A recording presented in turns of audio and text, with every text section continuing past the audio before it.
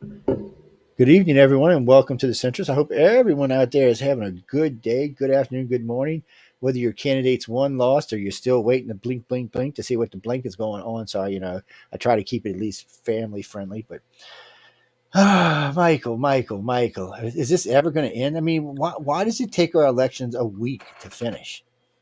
Because What is people this? are stagnant in their brain. How can Florida, with 29 million people, 24 million people in it, do the election and have it done before midnight? Everybody knew who was Because winning. they're efficient, man. I mean, it's And that's but you know efficiency. what? Maybe it's because they were the hanging Chad state, weren't Oh they? yeah, So they had to yeah, recover from that so lesson. maybe they don't want to be the hanging Chad state again. But still, I mean, even Georgia, who was a troubled state with record turnout last election, and this one seemed to still have a fairly smooth count. I mean, yeah, there's going to be a runoff with Walker and Warnick, but still, it was a fairly smooth count.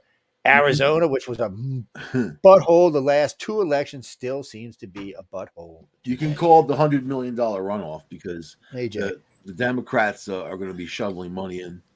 Hey, what's So up, dude? so well, They're yeah, going to I be mean, shoveling money well, in for against Walker. yeah, well, I would So think I they mean, would be, it's but the problem they're going to really have now in Georgia is the governor is a Republican, and if the governor comes out on Walker's side, more than likely he's going to win. I noticed the governor didn't really push much for Walker. Maybe he was too busy worried about Stacey Abrams, but now he's elected, he's done, and he may come out hard for Walker. So if he does, I think Walker's going to probably be the one that takes it. But my thing is it going to be the seat we need? Will it just as give us long as Trump 50? as long as Trump keeps Nothing his mouth says. shut. Yeah, I we'll mean, talk about that. Yeah, he's off the wall. it's So So, but that's is the is hard this going part to be? right there. But is this the real question? Is this going to be 50 or 51? So they're at 49 right now. So they're supposed to be getting at least one more senator. So that would be 50. So this would give them control. This could be the Walker Warnick race, could be the race that decides the Senate. Or maybe not. I mean, we have to go look at the maps to be sure. But right now, nobody knows. I mean, I hear Democrats, oh, they're feeling a little better, but they're not feeling great about it. They're just feeling a little better. The Republicans are got their asses so tight right now because they have, they're worried about the House still, which they shouldn't even be worried about. It should have been an easy win for them, and it wasn't. But yet, and this is confusing to me. So the Republicans have flipped, I think they said 19 seats, but it's more than that. They took over the House in New York. They're now control of the House. Yeah, Herschel may be governor, but the Republicans run the House in New York, so there's not going to be any more of this just automatic bullshit. And this, and then places that the Democrats controlled, the Republicans took the House, but places that the Republicans controlled, the Democrats took the houses. It's just, it's like some fucking nightmare out of some horror sci-fi movie somewhere, man. I mean, it's just none of it makes any sense. I don't understand. I hear everybody bitching for the whole last 2 years about the country. All my blue friends are nonstop bitching. All my red friends are nonstop bitching. You still voted along party lines. Still. Look, guys, I'm going to say this again for the umpteenth million time. It is your candidate is the one that's, kick them out. Currently, right now, there are maybe only a dozen on each side that are worthy of being in the politics. The rest of them need to be removed. And the fact that y'all are too stupid or too scared, I don't know which one it is. But I'm kind of tired of watching everybody say, "Oh, well, we're going to change it in this election." And I got to say this: record turnout last three elections. So we're trying, but we can't seem to get bipartisan. We just always have to vote according to color. Well, you called it on Tuesday, Joe, and we saw it in every state. Most of the outlying counties went red. All the counties around the big cities went blue. Like in Pennsylvania, you got Philadelphia, Pittsburgh, Harrisburg, and Erie, the four big cities, all blue. But Yeah, all the counties between are all red. So yeah, like it's 90-95% of the state voted Republican, but because the larger populations in those blue areas, it doesn't matter how many people wanted Oz to win. Those people in those four or five cities voted in Fetterman, who's a that's usually complete how it buffoon. is. That's usually how it goes down. But there are more Democrats than Republicans. But technically speaking, more Republicans vote. They vote in greater numbers. But in this case, they were expecting the red wave. I think that people were complacent and there was a lot of failures. No unity in the Republican Party. You don't see them getting together. You don't see anybody coming out for anybody really and campaigning with them and helping them. Democrats pulled yeah, there out was, and Obama. They pulled out Bill Clinton. They kept Hillary in the closet. You notice She's in the closet, Well, man. yeah, they tried to keep Hillary in the They closet. She didn't was want. around They speaking. didn't want her in the camera. I've seen her on because television many times. People can't They were stand it. hoping she'd shut up. And what was Obama's message? Oh, we got to get back to the center and enough of this, whatever. He's the one who caused it. That's like the dude who He shot. is the one that caused it. Saying that guns are bad. But you know what? I don't blame it all on Obama because let's be honest. Obama was a 6-month senator. He had no experience, hadn't even really voted on anything yet, and he became president. Well, you should have known he was going to F things up because he didn't know what he's doing. Plus, he didn't know how to play the game with the other party yet. So he had to only rely on his party, and his party was just giving him shitty advice. Like when you heard Nancy Pelosi, just sign it, read it later. Well, that was the dumbest thing you did. That cost you the House and the Senate for 8 years. That's what they do for all this stuff. They did that with the Patriot Act. Nobody read the Patriot Act. I don't understand the Democrats. They'll get the presidency, and then instantly they lose the House, and then they lose the Senate, and then they keep losing it until somebody else takes over. Stop going after the ignorant stuff.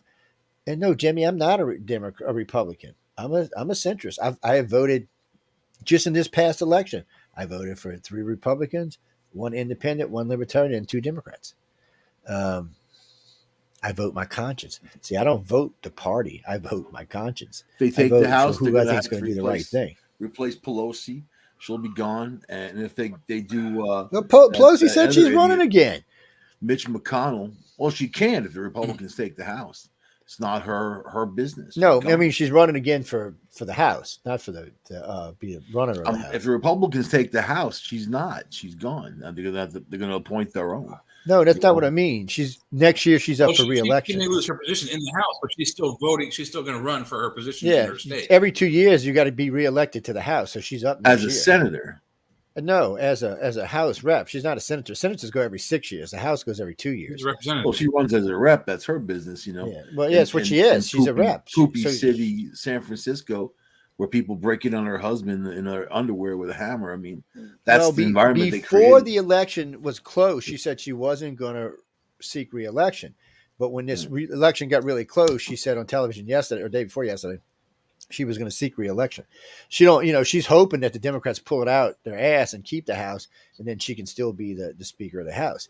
But if it's some major way that the Democrats do manage to get the House, they're going to be investigation after investigation because I don't even think most Democrats are going to believe it. Everybody's saying right now that the Republicans are slated to take the House, so whatever. We'll see. I mean, I don't believe in anything until. I'm like you. Until I see it actually on paper somewhere, I don't believe it. But Christopher, okay. I like I said, I vote my conscience. So if I lived in San Francisco, I'd never vote for Nancy Pelosi. I'd be trying to organize things to get Nancy Pelosi out of office. I got to be honest with you. I would. I'd be protesting in front of her house all the time. The woman is evil. But by saying that, I mean there are a lot of people in politics that don't need to be there. And look at AOC. She won with a landslide. I mean, it wasn't even close. The girl just. I mean, it's like 80% or something, 70%. I mean, it was a landslide. She's an establishment there, So I mean, she's not going anywhere until she croaks. That's pretty much it. Well, then you get somebody in there that can change things, or somebody that gets famous for other reasons, and then it'll just be more of the same. Somebody in a Democratic seat. It's just the balance of power. I don't know now. I've been noticing New York. Okay, so under Trump, New York voted 46% Democrat. I mean Republican. 45%. I'm sorry. Under the last guy, they voted 47.5% Republican. And this time they took the House, they took the House seats away from the Democrats, and they've garnered power in this great state of New York. So now when it comes down to electoral votes, things could be different there. It's a little different state now. A lot of people have moved out. A lot of Democrats have moved out. So, it's a different place. It's got a different feel to it. Took Staten Island. I know. So it's about 36% Italian, Staten Island. So, I mean, you got a lot of Democrats. Actually, they said if what's his name would have had a little bit more money, he would have probably won this election. Mainly because the candidate was I don't know. He didn't really give off the feeling of confidence. He seemed very green stick, and I think that a lot of New Yorkers are very street smart and wise to that stuff. He's not the kind of guy you want to deal with. Hochul was in there. I mean, she's not doing a great job, but it's the Democrat. They have more power, So you really had to convince Manhattan to vote for Zeldin, and that wasn't going to happen. I mean, it's happened before. It's happened, but with better candidates, like even a Pataki, who is older. He has executive experience, and you want someone that can. I mean, it's New York. It's not Ohio. You know what I mean? It's not Arkansas even. It's New York. When you talk about a huge state like that, New York, Texas, or California, or even Florida, there's a lot of responsibilities. You want that executive experience. So, it is what it is. I see Cuomo's eyeing to try to get back. I don't know how he's going to do that. Time machine, maybe. He's got a time machine. A time machine. I ain't got no damn time machines. He probably wrote some clause that he can come back. I wouldn't trust Cuomo for as far as I could throw him. But Cuomo would have won hands down because he's got that confidence. He's got, that strut. I don't know though. You gotta look at what we were talking about earlier. You got 60 counties in your state, Michael. 12 of them or 11 of them voted blue. Got 60. So 10 counties. Oh, 62 counties. 62 total counties in the state, and 11 of them voted Democrat. And you are a Democratic state now. It's blue on the map. 67 counties in Pennsylvania. 10 of them voted Democrat, and that's where the power is. That those 10 counties, that 1% of the state controls the dense population. I mean, up here, it's the denser population, and most of these counties around are red in upstate New York. The other, I mean, if you think about New York City, New York City's got 8 million people per county up there. So New York, Brooklyn, Queens. I mean, you have a huge dense, not including Long Island, big dense population. But Long Island's a mixed bag. You got a lot of Republicans, so. But whatever. I mean, nothing's going to change. Clearly not. So it's all. I mean, this is the aftermath. Even with Republicans, Long Island, yeah, you're right. Long Island is 90% red. There's one county is blue. The rest are red out of 4 in Long Island. Or maybe it's 5. Hold on, 1, 2, 3. Screw all you. There's people. 5 counties down there in Long Island. Long Island's really just Nassau and Suffolk County. So I mean, on Long Island there is Brooklyn and Queens and that type, but really Long Island. When we say Long Island, we're talking about Nassau and Suffolk. But it's what people want, right? It's how people vote, and you have to get out there. I don't know. There was a lot of failure, and there was no wave. And I think we all knew that. We said that on the election show, that none of us thought there was going to be some huge wave. Wait, hold on. I gotta ask y'all something. So let me. At the beginning of the show, I predicted blue balls and and red coming out of your eyes and everywhere. So what is this now? Wait, who posted this? Gingrich calls for post-mortem review of midterms. GOP for reportedly winning popular vote. I'm just confused. So they won the popular vote overall. Yeah, well, that's cool. Vote. I mean, if they win the House, GOP right now has sense. 211 seats, and they need 218. They need 218 to rule it. Democrats had 198, and they lost 9 seats. So I don't know how you gain 7 and lose 9. Yeah, there's got to be something in there. Yeah, so now they're still saying though that the GOP has a chance of taking the Senate with Walker. What's up, man? The Senate, the GOP right now has 48, and the Dems have 47. Well, that's weird. When I say they got 48 and 49, that's weird. Wait, what were you saying, But Jeff? the Republican Party lost. Wait, what? Oh, Jay's frozen. Never mind. The Pubs lost a seat. The Dems gained 1. So there you go there. Jay, you were frozen there for a minute, man. You was off in some. I thought it was me for a minute, but it was you. You was in Neverland there for a minute. In his time machine. Actually, Christopher, you know what? We are going to give away some lightsabers tonight. Yes, we are. Now that you said it, let me break out the baby right here so she don't get all tangled up in wires and stuff. There she is. So, no, this is not the one we're giving away yet. This will probably be the last one we give away because this is my own private toy I've been chasing dogs with, slicing up stepkids and shit like that, having fun with it basically. Let me kill your awesome man. I have been. Whoa! See, I ripped my thing out of my ear and shit. Mm-mm-mm-mm. It's dangerous for that thing, man. Yeah, well, on Tuesday's show, he almost cut his face off with it. Hey, I Joe, know Yeah, there's what a was that? question for you if you want to use it.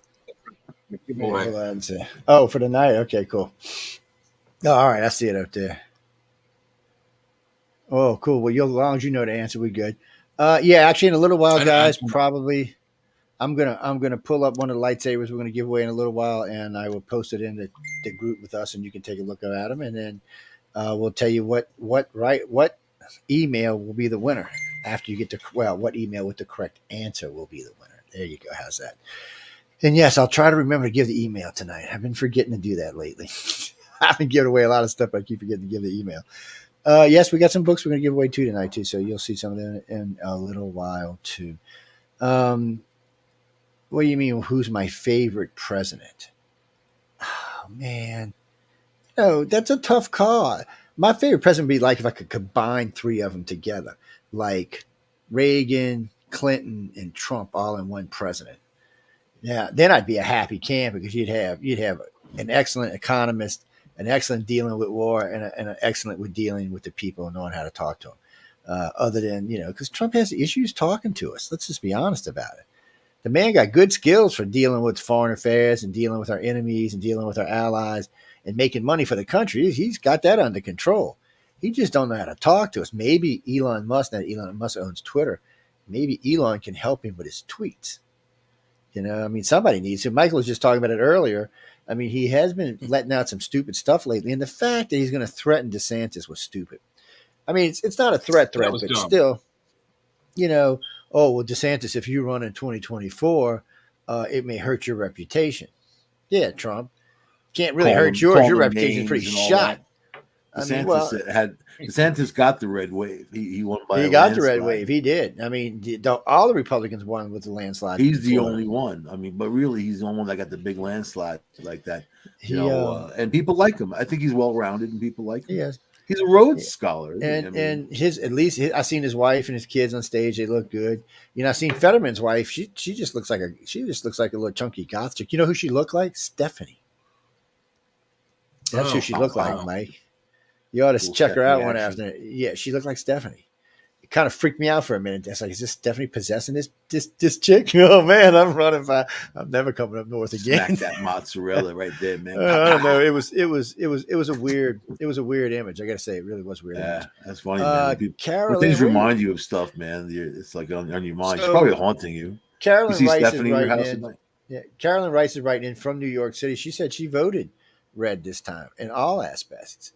Well, that was good. I mean, but if you're in New York, what part of New York are you in? I mean, New York is broke up, so and I imagine. Then you got that Lindsey Graham, who's beating the drum for a national ban on abortion on the federal level. Like, you know what? There are people out there that's just a waste of time. Yeah, but that scares people when they're about to vote and they hear this guy saying that, and then they don't want to lose their rights for that type of stuff. But whatever, man. They didn't work in unison. The Republicans, they were just really fragmented, and that's whatever. They need to get back together again. And if they do, the party needs to be more organized and more attentive of its candidate. I mean, of its I was going to say listeners. They need to de-Trumpify themselves. He lost a lot of followers in the last, but not really, because when they did the work on this. Everybody kept saying, I kept listening to all the news medias, NBC, CBS, ABC, and all of them kept saying, oh, Trump did so poorly. But when they did the numbers, he only lost 20% of his candidates, lost 80% won. Think of Trump, that's better than anybody out there, man, by far. Just think of him as a whole. That's better than Biden. The people that were around him were sycophants. He pays for them. The second they cross him, you see what happens out there in the media. He blows them away. You know what I liked about DeSantis? When Trump said all that stuff, he said, I'm not going to lower myself to respond. Oh, that was so refreshing, man. Not, just don't take the bait. Don't take the bait. Yeah, and he did the right thing. And I like DeSantis. I would vote for him over anybody for president. I like DeSantis too. I think he's a good guy. I've seen him perform in emergency situations in Florida, situations that most of the country doesn't have. I mean, so he really performed, and I think he did a great job. they restored power quick, and everything was by the numbers. I think the guy knows what he's doing, and I think he's smart. He thinks about things. He's not like one of these others that are just namby-pamby, nothing in their head. So whatever. We'll see what happens. It's a long ways off, and then you get that Biden doesn't even know where he is. I don't know how he's going to make it to the election, and whoever he faces down, you got Trump threatening. Imagine threatening DeSantis not to run. How obnoxious and arrogant and foolish is that? Well, to say something like that, or suggest that he could be his VP or be positive. But Trump's not going to get there because he's already got a lot of stuff on him that people are already. Well, right now Trump is the candidate. You know that, right? Right now Trump is the candidate. He's the one with the delegates, not DeSantis. DeSantis right now only has about 18% of the I don't delegates. know, man. After this round, this is as of right now. This is what it is. After DeSantis, this round, if they go up, see where the House goes. If they go up right now, DeSantis has only got 18% of the candidates. I don't, but he you want to know why? I'll tell you why. He hasn't run, and you haven't heard him. They know him as Florida's governor. You haven't heard him talk about the presidency, so you can't really judge until it gets to that. Oh yeah, actually you can. We've seen this many times. This is nothing new. We'll see. A lot of these people have already made it. Instead of arguing with your defiance, as of right now, you got Trumpers in control. We will see this in the primaries. There's not an argument. Because right now you can't say Trump's people are there. The data is not available. That's a simple thing. That's a simple numbers game. Right now, Trump's people's there. If Trump runs, Trump's your candidate, buddy. I put your whole next year's salary. The data's not available. You can't make the choice. You can't put your whole next year's salary on it. If Trump wins, he's got the Republican candidacy. It's as simple as that. And since he's the incumbent anyway, he's almost guaranteed to get it in the first couple of weeks. Because there's no point in talking about it because there's no data. What do you mean? That's like data? Where the hell have you been? There's data all over the place. They have been polling the candidates all year long. Until they're going to be polling them all next year long. Until they run, you don't know. And then you have the Simpsons factor. I told you when the Democrats run, Tulsi Gabbard was going to finish. All of these things come true. Bottom. I told you everybody what they were going to place. So I think Trump's about to blow his stack, man. I think his blood pressure. If Trump loses it, then Trump loses it, and then he don't have a chance. But until Trump loses it, he is the guy. His ego would commit suicide. Again, 80% of the winners this week are Trump candidates. So with that, you're not going to get it. They're not going to vote against it. And who's he going to not? He's not going to. He's got to back people, right? But that's what I'm saying. These are the people that will back him in the primaries. The people he just got through backing. He's already got the primary wrapped up. He's such and the GOP does not even deny it, Michael. Jealous little mini, though. You know what I mean? Yeah, but the GOP does not even deny it that he is the candidate if he billions runs. of dollars. He's such a jealous little mini. Well, that's all it is. That sounds like Joe Biden or Obama, anybody else. Joe Biden doesn't have any kind of money like Trump does, though. No, he doesn't. Got a little bit of money. And Trump doesn't really need his money right now. He's got enough to, he's campaigning right now without spending any money because he's in the news. We're talking about him. So he's not going to have that much of a difficulty winning if he just needs votes. Puts his hands in his mouth. And the Republican primary, it's a whole different world. And who knows how many people. Last time was like 17. There's a lot of it, man. So we'll see. It's got to be meted out, and there's a lot to be. I don't know. There's a lot to be considered. That's for sure. We got 2 years to go, but if he can keep the lid on his idiot statements and stop attacking people, if he stays I couldn't vote for him. Maybe he'll get there a little faster. I couldn't vote for him myself, and I would never vote for a Democrat though. So it's I don't know who I'm going to vote for in presidential. I guess we'll have to wait and see who's going to run. Yeah. I'm really feeling more that Trump, about halfway in a primary, will approach DeSantis and say, look, dude, be my VP for 4 years. Then you'll get 8 more years after that. And if you bring in someone like Tulsi or another female to run with you for those 8 years, you'll probably get another 4 or 8 years after that. So the Republicans have the chance of taking the next 20 years of presidency, and the Democrats know it. They have the people to do it. And look what happened with him. No, Pence. We knew Pence was never going to do it. Nobody liked Pence. Nobody liked Pence. I hated him from day one. Dislike him. I never liked Pence. I thought Pence was an idiot. I just got to be honest with you. I thought Pence was an he was a idiot. standard conservative, really. I mean, that's And he's it. extremely religious. That's one of the You reasons why I gotta didn't like him. He stand was up for always yourself. invoking God. It's his own deal. As long as You know get who what Christopher? What are you talking about? Who's going to run for president? You mean Newsom? Yeah, we want Newsom to run. Anybody who's anti-Democrat right now wants Newsom to run. Newsom's an idiot. Oh yeah, people Newsom, don't like. He's got too much. He's got too much garbage. You know, like when you go through the country, people love New Yorkers for some reason. I don't know why, but people don't like people from California. They roll their eyes all the time. Like California. I don't know. California people are weird. New Yorkers especially are weird. Colorado, Texas, because they're invading. If you're not from the South, we think you're weird. So that's just how that works. Well, everybody thinks you're from the South. If you're not from the heartland of the South, see, we got the biggest chunk of the country. We're the heartland and the South. So we own the biggest part of the country. Y'all get the little Northeast up there in California. You got out there in the skirts of the West Coast. All the rest of the country is southern. You guys are too busy Central. wrestling alligators, man. So Man, we got some. We pay people to do that for us. What are you talking about, man? No, I'm just teasing. Dean, to be honest with you, you can ask Michael and Jay. You mean who do I want personally to run for president? Man, if I had to pick someone right now at the moment that I would vote for, it would be DeSantis. I just know right now he don't have the the delegates to win. But maybe if Trump does some crazy stuff, he has been a little crazy lately, and DeSantis does some wizard stuff down in Florida. I don't know what he's going to do. I mean, Florida's running so good right now. I don't know what else he can do for it. So. No one on the Democrat side can beat him. They've already polled that. They've already polled to see if anybody can run against DeSantis. When he runs against Biden, it's like a 3-1 vote against Biden for DeSantis. But the problem has been and still is that he has to get past Trump in the primary. And right now, that's an impossibility, especially with the 80% margin Trump just won. That really going to make it hard for anybody to beat him in the primary because these people are going to back him. You heard Marjorie Taylor Greene just yesterday, who won in a landslide. Don't run if you're a popular governor or somebody else because we're going to come after you. And that's their own party. So is it worth running against Trump? Do you want all your stuff aired out in public? Because you know it's going to be aired in the public. So is that somewhere you want to go? That's what you're going to have to think about. And is that a headache that DeSantis wants to know? I agree with you, Taylor. She is a nut job from hell, man. Oh, my God, that woman is insane. How she got in office is, when I see certain people like her and Nancy Pelosi and Chuck Schumer and a couple of others, McConnell, I have to wonder about the people who are voting for these people.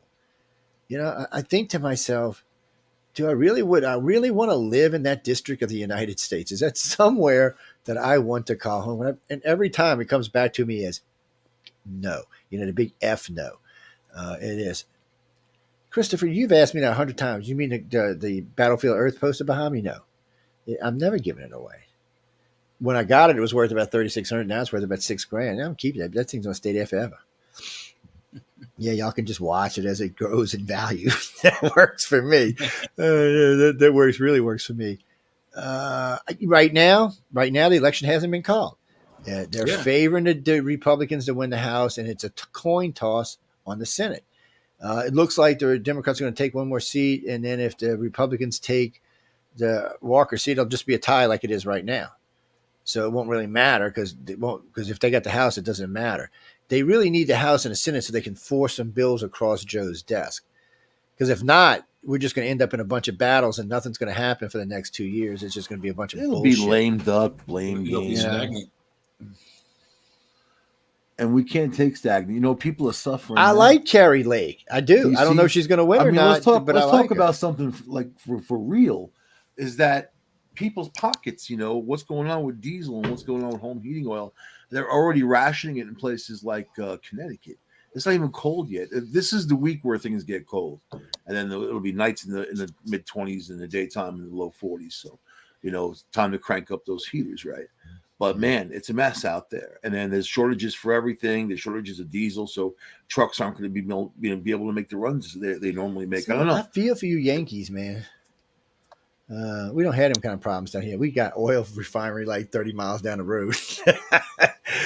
Even after Katrina wiped out all the gas stations. Well, instead of laughing in people's faces, I think it's more important to feel feel for people in this country because they're not represented and they're People, under. You know, I'm gonna tell you, like I tell all my if friends it's that good in live your up area, north, that's great. move to But the we'll south. talk about the rest of the country where people are going to suffer for sure, and they're already thinking they can't put the thermostat up because prices are so high. I You say we know, should concede the top half of the country to Canada, and everybody else should move south.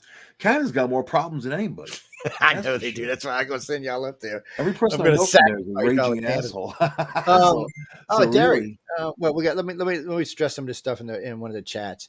So, which chat am I in? Oh, this is. I don't This must be take Canadians seriously when they talk, but that way. Well, I wouldn't blame you.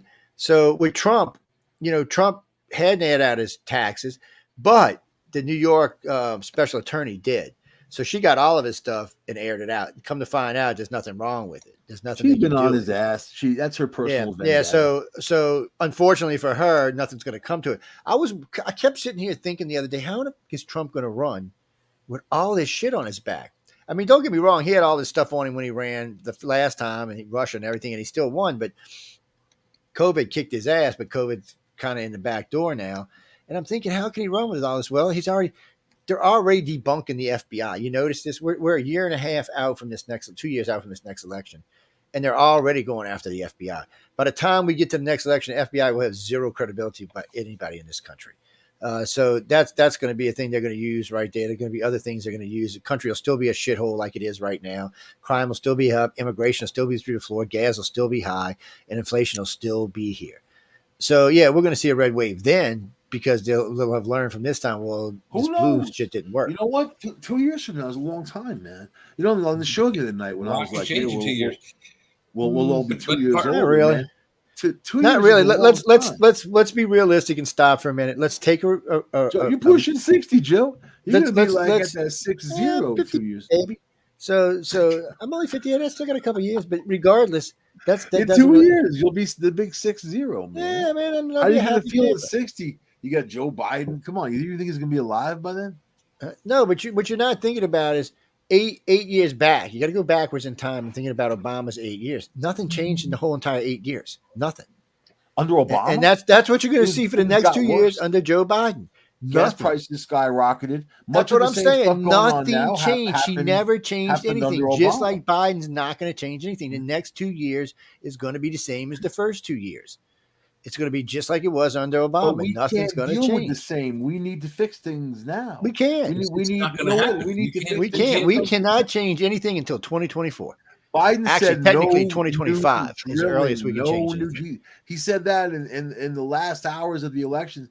No new drilling. He's not interested. They're talking about trying. That's what I'm saying. Nothing's going to change. Refract places. They're denying them. So this is a problem that we have. And it's a huge problem. And he's going to blame the Republicans. They're going to blame him. No one's going to get stuff done. Can people last another 2 years under this horse shit? That's my question. They lasted 8 years under Obama, and it wasn't near as bad as it is right now. I mean, it's not as bad now as it was then. So I mean, they can do another 2 years easy. Under Barack Obama, your average American across the country lost 1/3 of their wealth. 1/3. I mean, that's a huge amount. His friends did well. The wealthy people did well. Yeah, of course they know how to move the money around. But the regular old working people are the ones that get thumped on. And he mocked people about the closing factories. Mocked the so-called white Christian conservatives who hug their Bibles and guns with their cushy factory jobs. Obama's never had a cushy factory job, I guess. I would never describe those environments as cushy. So we don't have that representation. So if people are going to last another 2 years, they're going to have to, but they're not going to be happy about it. Well, I'm happy to. Guys, this is Emily. Emily, this is Jay on the bottom down here, Michael up there on the right, the crazy bastard, and myself over here. And y'all, I'm in Kentucky. Kentucky. Well, hello. Kentucky Mitch girl McConnell country. I've been to Kentucky a few times over the years. Mitch McConnell, I'll just tell you this. I am a registered Republican, and I'm more libertarian than anything, but I am a registered Republican. I do not know one Republican in our state in my family that votes for Mitch. We ditched Mitch a long time ago. The only thing I could think that he gets in there is it's cheating. It has to be at this point. To be. It's it's I don't know. It's a strange thing with Mitch. That's I the don't good know. old boys Couple network. of these You ones. kidding me? Yeah. That it is good it. We boys got ones. good. We in the smaller the cities or the smaller the towns or the smaller the population in a state, it is a good old boys club. I fought that here locally for many years, and I'm like the black sheep, and I will be the black sheep until the day I die, as long as it's the truth. Well, So it's how close close are you to whiskey country? Bourbon. Oh yeah. Okay, Louisville and Lexington's an hour and a half away from me. Oh, she good. She close to the booze, man. I love our good bourbon. Here, Kentucky basketball. I played basketball all of my life. I'm 5'9". Bourbon. I love bourbon and some horses. I used to train horses back in the day. My dream was to be a jockey, but I was always too tall, so that wasn't happening. And then what people don't understand, I guarantee any kind of disco ball that you run across, it came from the state of Kentucky. We are the mass producers of disco balls. Oh Lord. Oh wow, That's funny. That's cool. So we party. apparently, We producer party. of We have Republicans, sports. What is it? Also, it appears a mass producer of Republicans. I'm looking at your state, 120 counties, 3 voted Democrat, and those I voted. All the 2 of them are Louisville and Lexington. That's our biggest cities. But I voted Democrat for our governor Bashir because our Republican governor was so bad. An idiot.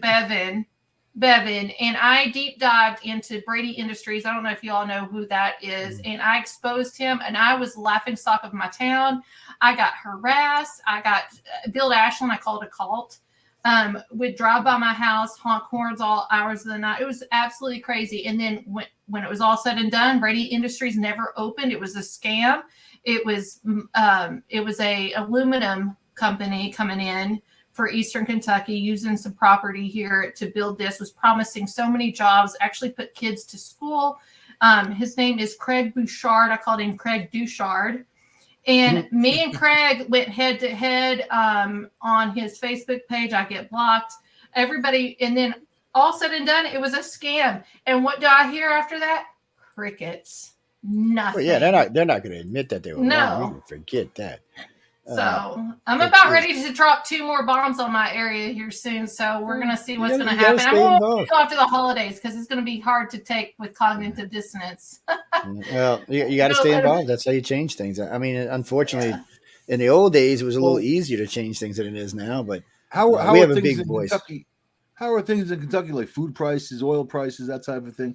So I know it's not really a state that if you don't need to go there, you don't need to go there. You know, like Indiana. People have to drive to if you're going somewhere. You know what I mean? Like you're kind of stuck with Ohio and Indiana, even Pennsylvania. But like Kentucky's different, and it's a little laid back. But I know there's a lot of poverty there too. Oh, we are super. I'm in the number 1 area. I call it the armpit of America. We were the number 1 area of poverty for a long time with the statistics and stuff that they got. I live in a tri-state area. I live in Ashland, Kentucky. Then 2 minutes across the river is Ironton, Ohio, and then right up the road, 20 minutes is Huntington, West Virginia.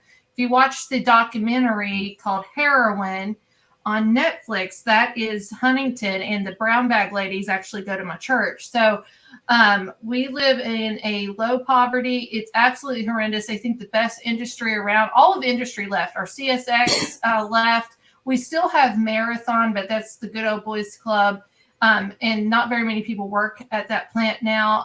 Every industry, King's Daughters Medical Center, I got laid off with that. 600 and some layoffs. I worked there. They're getting ready to sell out to UK Medical. Like, we don't have anything. Armco Steel is gone. That whole steel plant is gone. After Biden, by the way. After Biden. Oh, yeah. Well, this all happened. That doesn't surprise me. So steel is gone. Coal is gone. It's pretty bad. So, but I love my state, and I'm hoping to run for office the next go round. Kentucky, we even in poverty levels, we work hard. I'm going to get emotional. Oh my goodness. We had that big, huge tornado that went through in December of last year that almost wiped out the whole freaking state. I used every bit of my savings to help my family. I helped my family, but we always bounce back. We always, when push comes to shove, Kentucky knows how to help each other out, and I love my state. I'm glad I was born. Now my city is a whole other. My city that I live in is a whole other story. The city could do a lot better, and they do not have individuals with anything with business acumen, or it's all about for themselves what they can get out. They don't care about the taxpayer where I'm at, and there's a lot of scandal, especially with the police force and things. And I'm telling you, in January, I'm dropping 2 big, huge bombs in January on my local government, and it's going to be a mess. My mom's like, "Don't do it, Emily. You got a son in middle school. You got a son in middle school, and that's something we have to worry about in smaller communities. And I think that's why a lot of people because you get bullied or picked on or something. Yeah, I don't want my son to be extradited or marked out for what I'm saying, but it's all the truth. And believe me, when I put it out, I have all the facts, I have all the receipts, everything when I finally put it out. And it's the best way to do it, because I try to get involved in as much as I can, and if I can, I always can come here and rant and rave, which is nice, because I know we got close to 2 million listeners tonight, so it's we know they're listening. And somebody said the other day, "We listen to everything you're saying." I said, "Yeah, y'all so full of it sometimes." I can judge by some of the comments I see, because we have all the 8 pages I can see off of those, and then all my messengers, and I got 3 personal pages that are each maxed out, so that I'm constantly getting taxed off of or texted off of them. I'll say one more thing, and then I'll let everybody else talk. For change to happen, we can sit and look at the presidential elections. We can sit and look at the Senate and the representative elections and stuff. But for change to really truly happen, it has to happen within the cities. Yeah, it does. It really does.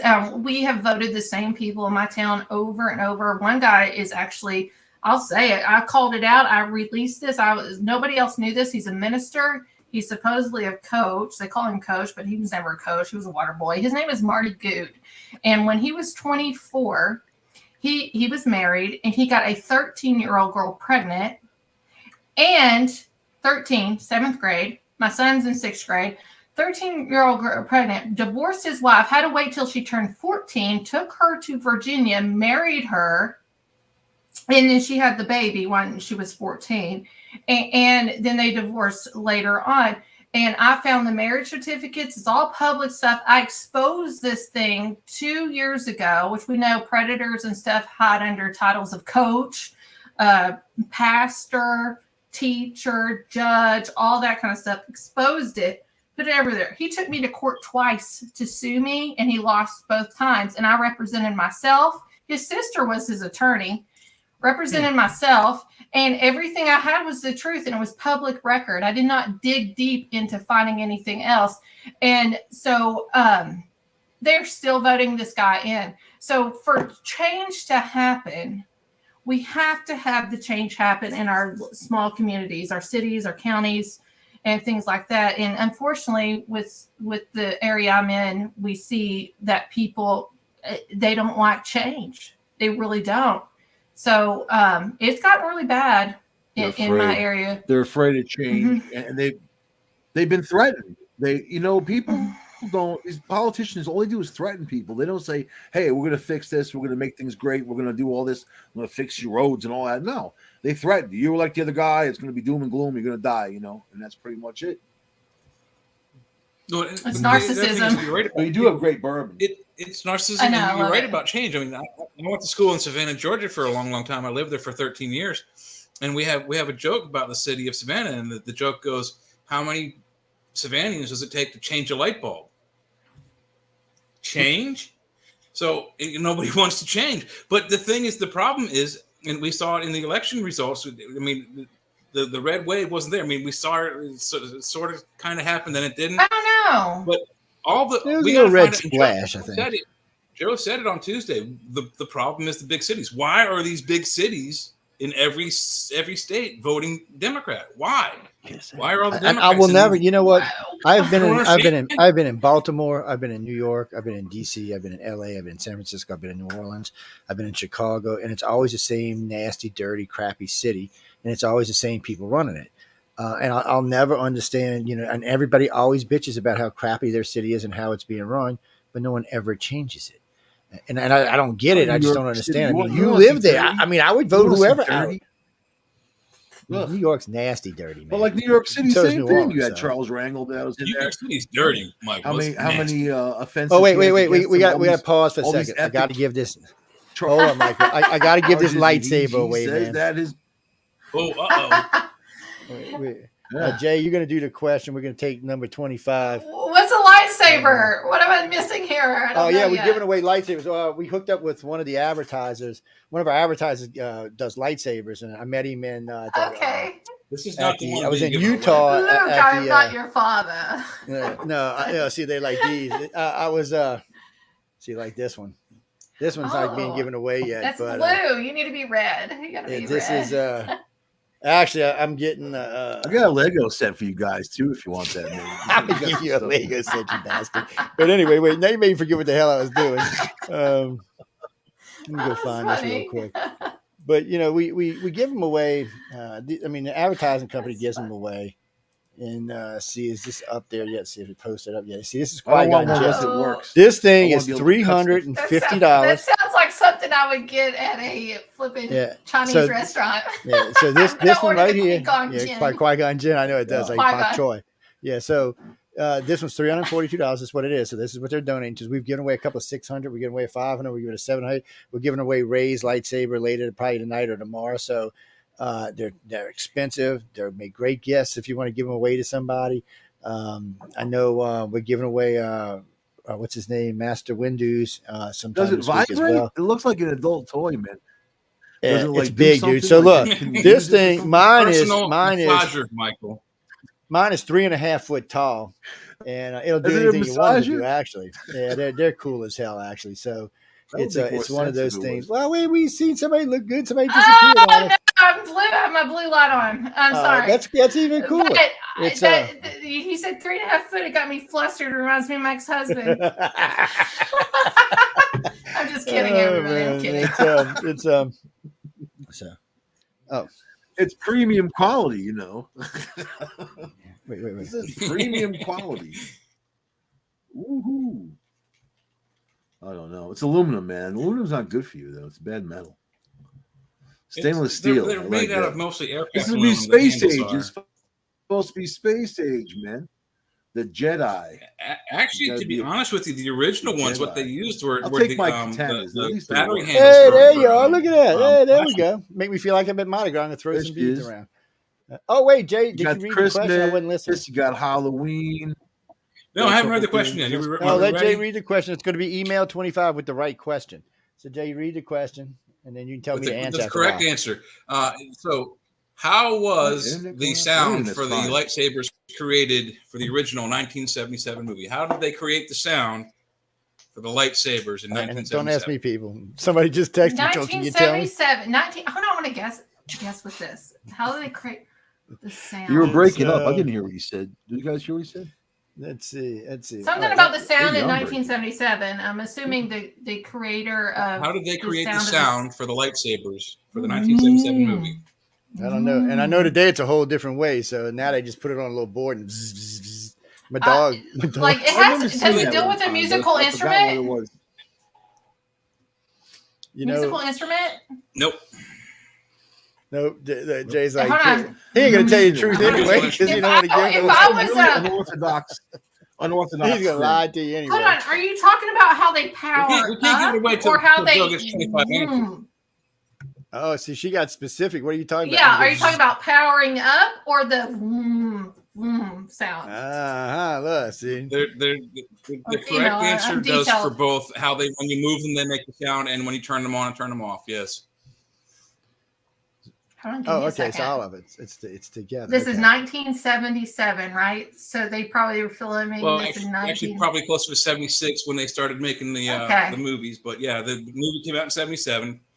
Well, look at the people there hitting is my the guy email. who did it was Ben Jesus. Burt, and he was a fantastic sound guy, and he still works for Lucasfilm, I think. If I was in 1976, this is before I was born, everybody. So I'm telling you my age. Oh my And- God, she's a and- baby. I am a little bit, somewhat, but I have some wisdom here. If I was okay, and the sound of the lightsaber, and it deals with both the powering up and then the force be with you, whatever, fighting, right? It's both. The entire sound Oh my effect, yes. goodness. Yes. Can you tell me what it starts with? Okay, anyway, while they're doing that, guys and No, girls, tell me. we're gonna move on to something else while No, they're playing don't with move that. on. No, Joe, this is fun. Jay, can you just tell me what it might start with? No, I can't. We get not till Joe gets 25 answers in his email. We can't give it away. Yeah, he can't give it away. So this is a giveaway, though. This is a giveaway. We're giving away. So Okay. we're giving away It's a 2 giveaway lightsabers tonight, and we're giving away 3 sets of Right of the Futures anthologies and a couple of the Fear audio tapes. We Okay. give away a lot of shit. Until January 1st, we will be giving away shit nonstop. It's one of the ways we keep listeners during the holidays. But to be honest with you, and during the holidays in the old days, because originally the station was UFO Paranormal Radio Network, which we still own. I'm going to throw out a Moog, is what I'm throwing out. A Moog synthesizer is what I'm thinking of. Like, you know how you have that? No. Jay's like, no. You have that, like, antenna that comes off of a synthesizer. Do you all know what a synthesizer is? Yes. Because I grew up in a musically talented family, so I use that in paranormal investigating. I do very that. familiar with the Okay, that's what I was that. thinking of. Okay, well, I'm wrong. All right, tell us now. Okay, let's Arno see. Moog Who's has there? no People, dog in this nope, fight. can't text me, people. You're not going to win if you text my phone, and you shouldn't even be texting my phone anyway during our show.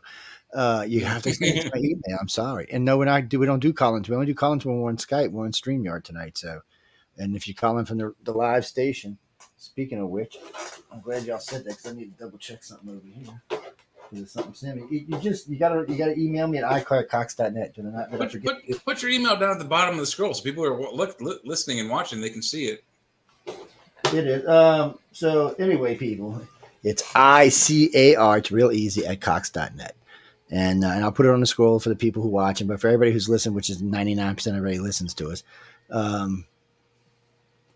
yes, ICAR at Cox.net.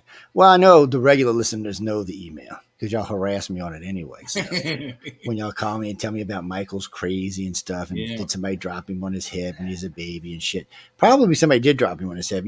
He's 6'5", so I mean it's a long fall, man. Yeah. So the air is thin up there, right, Michael? Yeah, the air is kind of thin up there, man. You got to watch it, especially when you're way up in New York. Oh, I'm sorry, Glenn. I meant to answer your question earlier. So starting from the bottom with Emily, she's from Kentucky. Jay is from Pennsylvania. Mike is in New York, and I'm in New Orleans. Well, no, actually, tonight I'm in Pass Christian, Mississippi.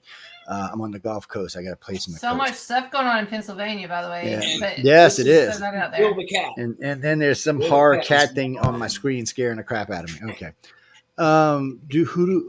Wait. I gotta know the answer about the lightsabers. Well, stuff we got. Well, I'll let Jay tell us. I think my guess was good though, Jay. I think I had a good guess. Moog? Not even A close. synthesizer? Jay's like, no. Jay's like, no. Not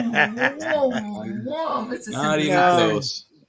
What do you mean, Denise? Wait. You want to Hey, win? But it's a good guess. You're not entirely off the mark. The sound effect that Ben Burt eventually winds up using, to his ears, he thought it was musical, but it is not a musical instrument. No, what happened? We lost Michael. I guess he got. I guess the air got really thin. No, he'll come back. I think he just got. I just think he got locked up. It's we got a lot of people writing in. A lot, out of the. So I've given away 8 lightsabers so far, totaling about $3,000, and 5 of them are outside the U.S. And this company doesn't even mind shipping them to them. Well, Mexico City was a winner. London, there was a winner in London.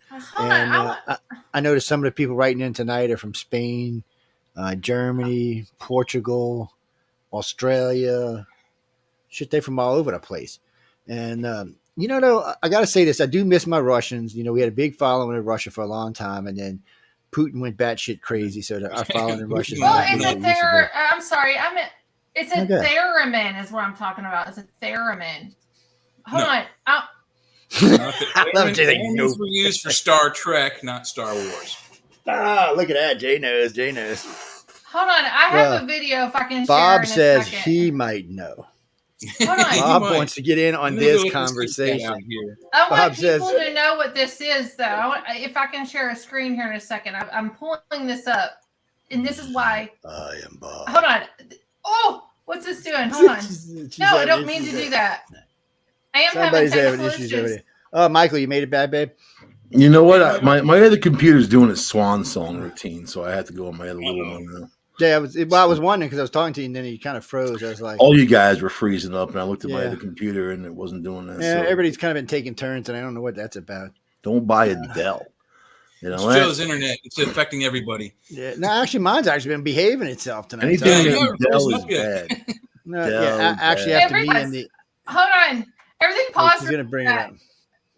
I sent a Hold up request to there. share my screen. This is the Moog Theremin, and this is where I got the whoomp whoomp from. And I just want people to be able to understand where I know came what from. it is. Yeah, it's not. You know, but a lot of people don't know. So let's play this for just like 10, 15 seconds. Here we go. This is Ghostbusters, is what this is. What the hell? I need some good drugs to listen to this, people. You can do. Well, they use the with theremin that. to make some of the ghost effects in Ghostbusters, and it's also Dude, in the I beginning have of the one. theme I for Star have Trek. is. I Yeah, need it's some good Ghost. drugs. This is why I thought of theremin or what I said. So that's why I went there.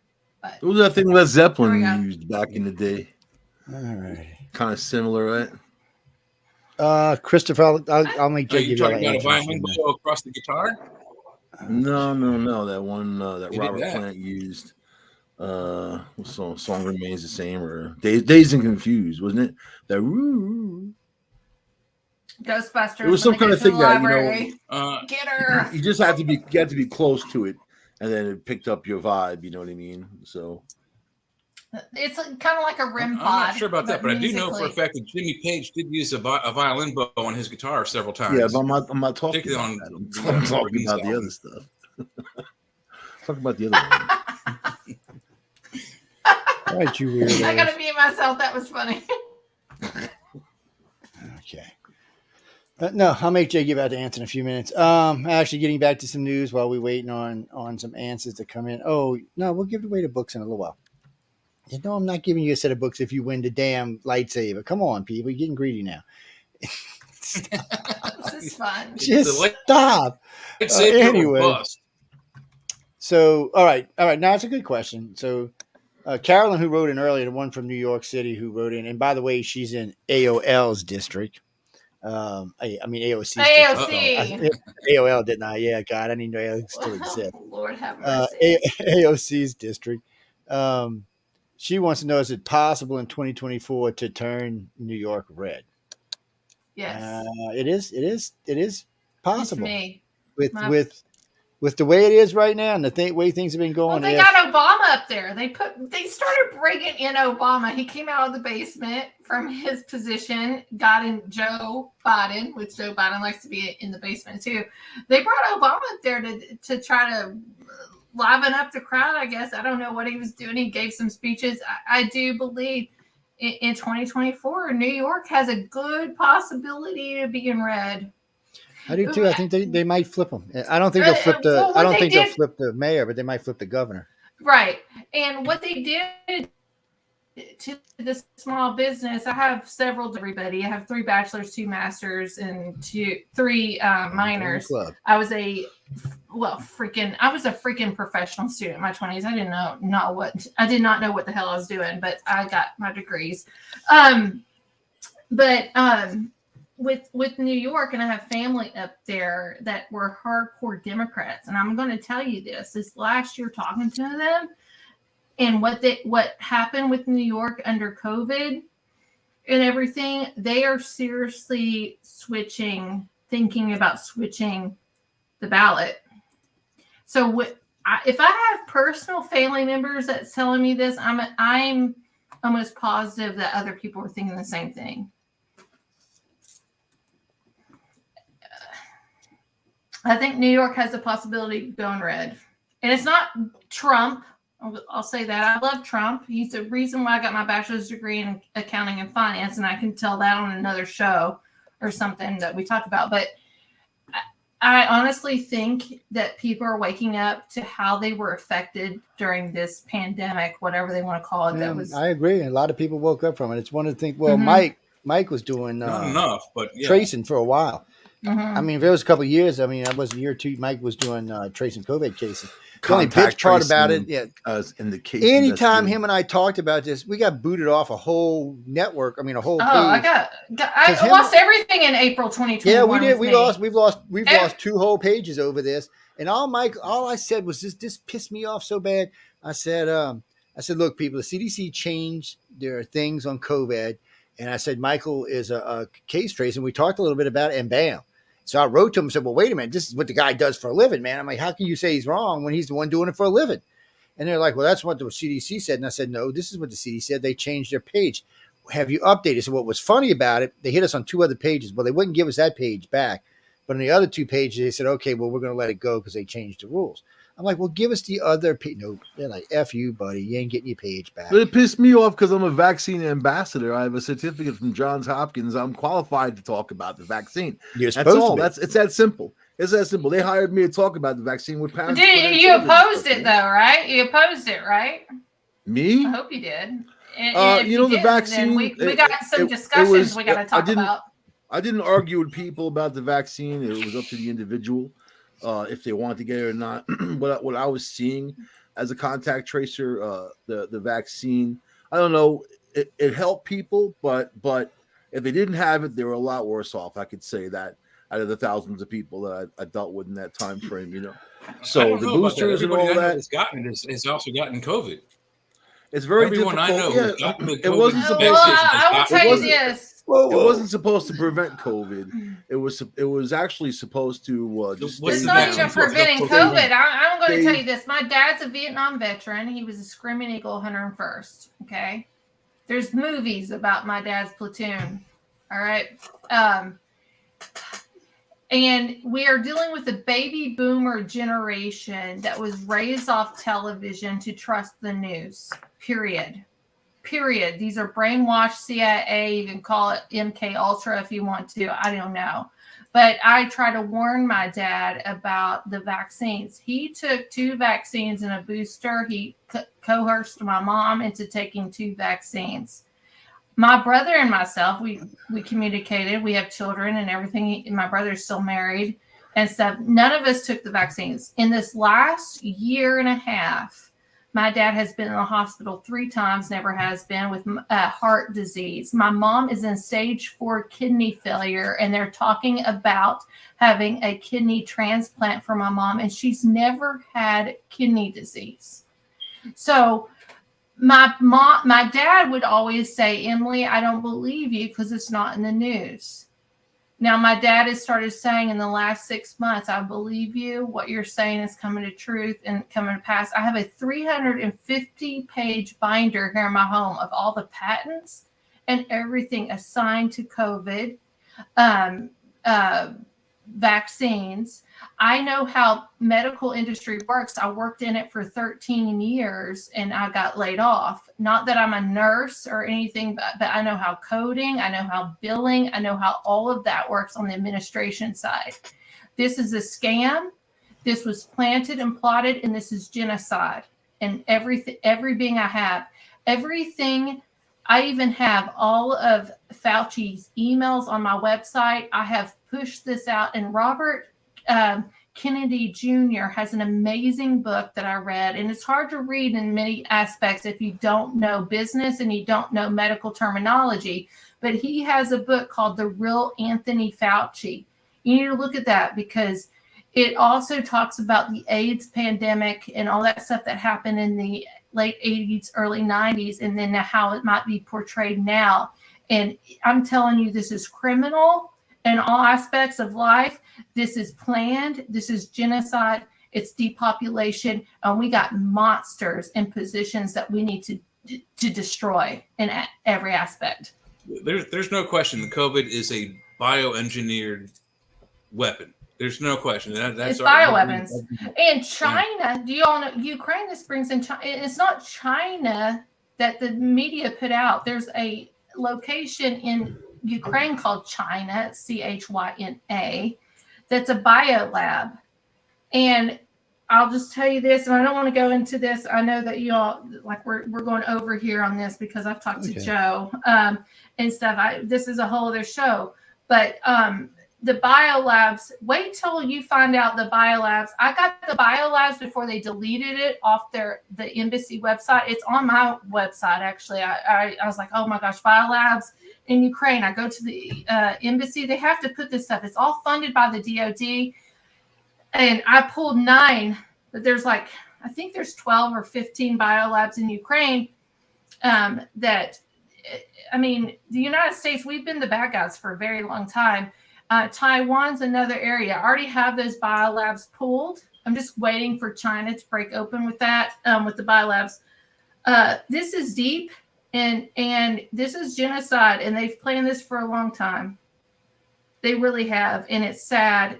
But genocide every decade, as long as I've gone through history, has had genocide, and a particular demographic or stuff is also, pushed to destroy. And I think it's this white folk right now. They're pushing for the whites to be destroyed. Everybody's pushing for that. That's just one of many, I think. Well, it happens. White folk was pushing for everybody to be destroyed once before, so shit rolls downhill sometimes. It is unfortunate that that's how things work out in our country sometimes, but it is what it is in the U.S. Christopher, actually, we will probably not post it on YouTube because YouTube will probably slap us with a ban. Oh, they'll ban you for this now since I came on. No. They would have banned us before that. There was stuff we were talking about earlier in the show that every now and then it's just sometimes when we're doing the news, there's just topics that you have to talk about that unfortunately YouTube feels the need to ban you for talking about. They just feel the need for Even it. If we mention CDC, they ban us. Well, what people don't understand this, and I learned this the hard way. I had 800,000 followers on TikTok. That's called Kentucky Patriot. Had 8.6 thousand subscribers on YouTube. I was What the Frick Live on YouTube. Facebook, I was averaging almost 60,000 live views, not live views, but at least views on the stuff I was putting out dealt with government. I lost everything April 2021. I woke up, Facebook was gone, TikTok was gone, YouTube was gone, all of it was gone. And it made me so sick. I'll just be graphic. I threw up. It was terrible. And so I end up starting everything back up. I'm actually banned right now for 60 days on Facebook. Taylor Stakely, I made comments on your all's Facebook page. That's my backup account, Taylor Stakely. So what I found out, this is under investigation. I'll tell you this. There was 21 of us that had that many followers, and we were getting monetized. Don't monetize your accounts if you're all, I hate to say this. This is how they want to rip you off. Don't monetize your accounts if you're speaking the truth like this. Don't do it. I was monetized. There was 21 of us that was targeted, and there's investigation. This might be going into a lawsuit. We're waiting on to see what happens federally with some bills and stuff that needs to pass in the next year that's waiting to be passed. We're waiting on that. No. But there's 21 of us, and the detectives that talked about this, and there's 21 of us in 8 states that was attacked. They're calling them domestic cyber terrorists, and they are targeted and they're being paid. Now this is what the investigator told me. So you're all going to just have to believe my word on this at this point. I promise you, I don't lie. That the left, and if you look up with TikTok especially, the White House is paying some TikTokers to push their format or push their processing. Look that up. But they were paid to eliminate the conservative, you would call us conservative. I'm a libertarian, but the conservative point. If you look up on TikTok, and I promise you this, I stopped fighting it. I just want to sit back and watch what happens. And I have all my information. I gave everything to the detective. But if you look up, we labeled this group called Woke Capone, like Al Capone. But it's the Woke family, WOKE Capone. Look that up on TikTok, And that's the crew that we're talking about that attack. Now, I admire my friends that we've all became friends now that is still putting their faces on video and putting it out there. I have not done that since. Maybe I should. I don't know. But these people, there's people on social media that are being paid to destroy the right side of thinking. Absolutely. And they're domestic terrorists in many ways. And Facebook is CIA. I'm throwing that out there. I'm sorry. I don't know. This don't. Oh my gosh! If you all get banned on Facebook, I'll retract that. That's a given. I learned a lot in this last year since April of 2021. A year and a half now. A year and a half. I have to say, honestly, no one's calling you out. I think you sound kind of crazy. And, for the people that are formally trained in the medical industry that understand COVID-19, the vaccines, everything that they do has nothing to do with what you're talking about. 1 million people on TikTok, 8 million people means nothing in the real world. You're obviously a conspiracy theorist. No, I'm not. We don't do that here on the show. I wouldn't be part of the show if we did that. You're working on baseless information. Baseless information. So there's no point in spreading this. There's no point in arguing. Obviously, you're in a world that you're not going to want to understand anything that's really going on, and the true face of. I worked in healthcare for 13 years. Have you worked at Michael? It doesn't matter. I'm just talking about on the baselines of healthcare for 13 years. Do you know Joe, how much somebody I can't be part of this, paid? Joe. You know my background and what I do. I can't be part of this horrible out. woman. This is narcissism. You're a horrible person. You don't know what you're talking about. You don't deserve to be on the air. No wonder why everybody's banning you. So take it easy. Good luck, Joe. Good luck with this one. Joe, I'm so sorry.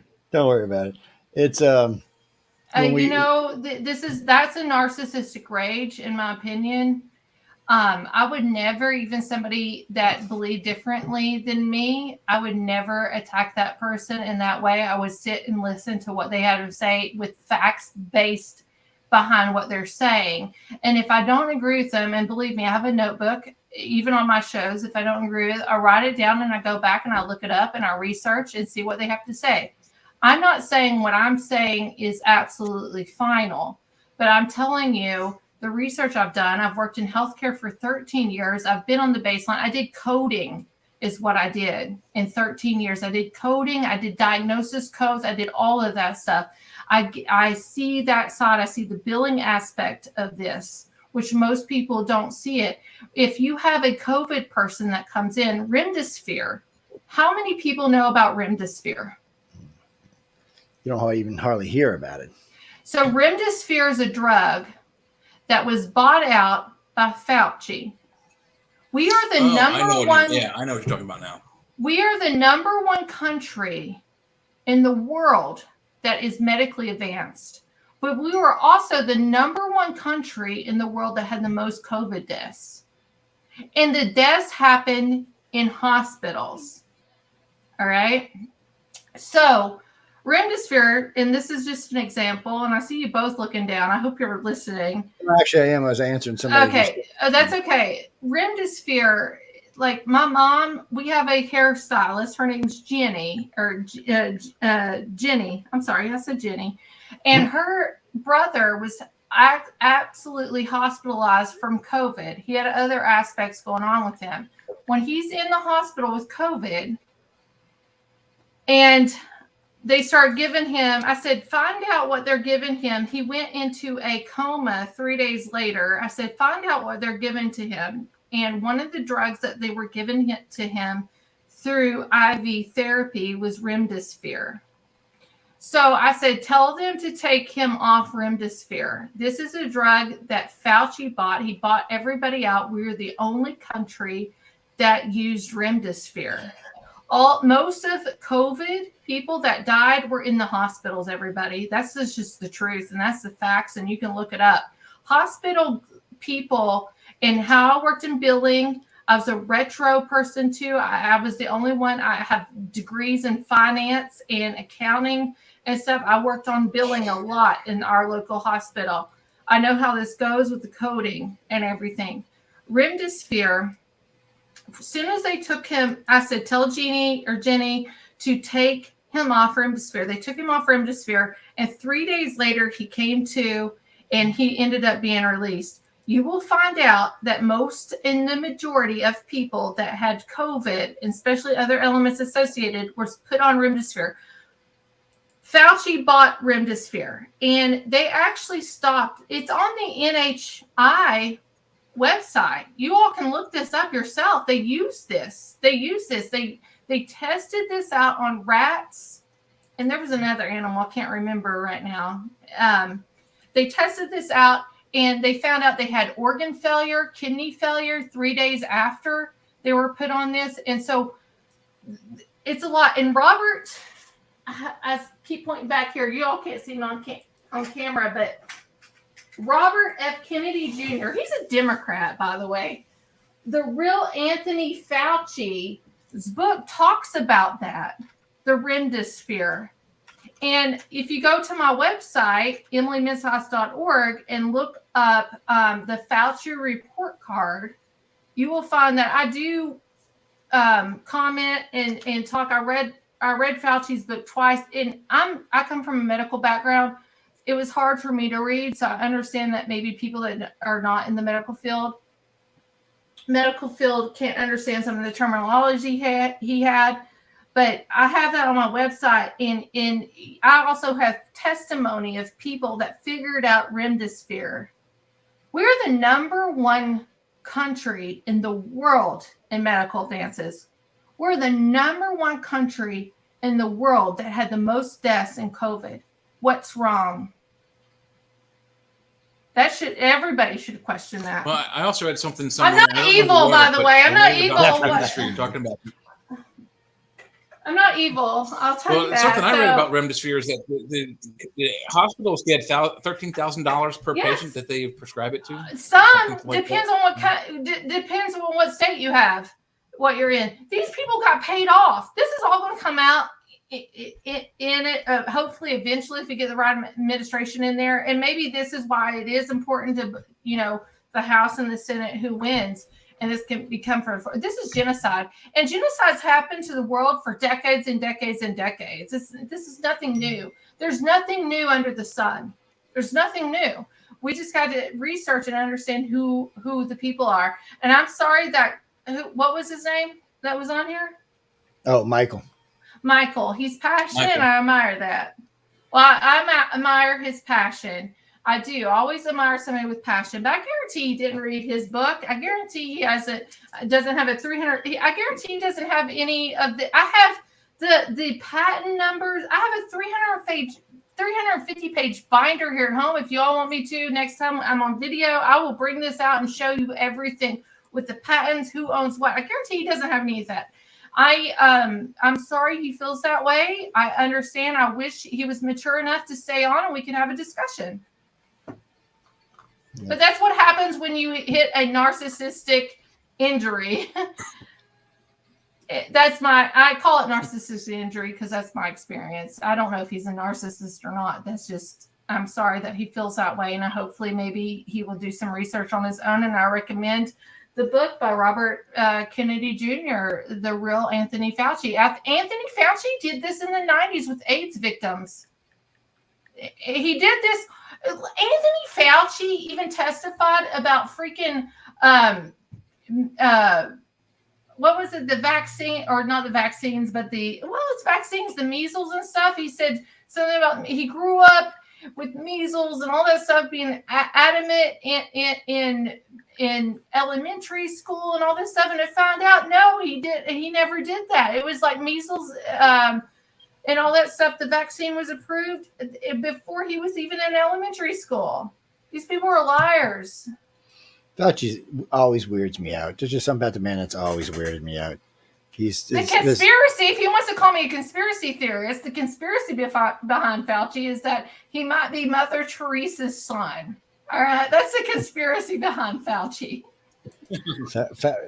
Fauci is just whacked. I am not. Well, one thing is if the Republicans do get the House, they are going to investigate Fauci. They've already told him they want all of his emails, all of his documents. They're going to look into everything. I have all the emails on my website, y'all. I have 1,000 emails from everybody can go to my website, look up EmilyMidsoff.org. Yeah, but they want everything for like the last 2 year gain of function, everything for the last 10 years. They want everything. Oh, he's a liar on that. They just want the physical emails. They told the CDC and Fauci they want them. They're coming to get them. Make sure you got them when we bring you in, or we're going to put you in jail for contempt of Congress.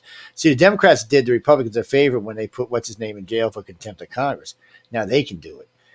They're like, well, hey, look, if y'all can do it, we can do it. So if these people don't show up with the documents, there's not going to be any more free passes like Hillary got us. It's going to be jail time because, you know, if you're destroying evidence, you're destroying evidence. I don't, you know, Fauci is retiring. He's going to try to stay out of this, just like Comey did. He's going to try to stay out of this. Comey, I want Comey to go down more than anything. Far away from this. And it really just depends on the administrations. And this administration, even if the Republicans win, they're limited because Joe Biden's the president. So there's only X amount of stuff they can do, but they can set themselves up for a good win in 2024 where they can make a difference. Well, it doesn't matter if they make a difference or not. I think both sides are corrupt in many ways. Both sides are corrupt, but sometimes the corruption works in our favor. It just depends what's going on. But the Republicans feel slighted over Trump's first 4 years, so they want revenge. And they want the FBI to answer. They want Hillary to answer. They want everybody to answer. So at this point, they're looking for people to blame. They're looking for people to put in jail. They're looking for people to harass. I mean, the January 6th thing. Some people need to be put in jail. Some people do. Well, this is genocide. They need some of them need to go to jail. Here's what hurts the most is the children.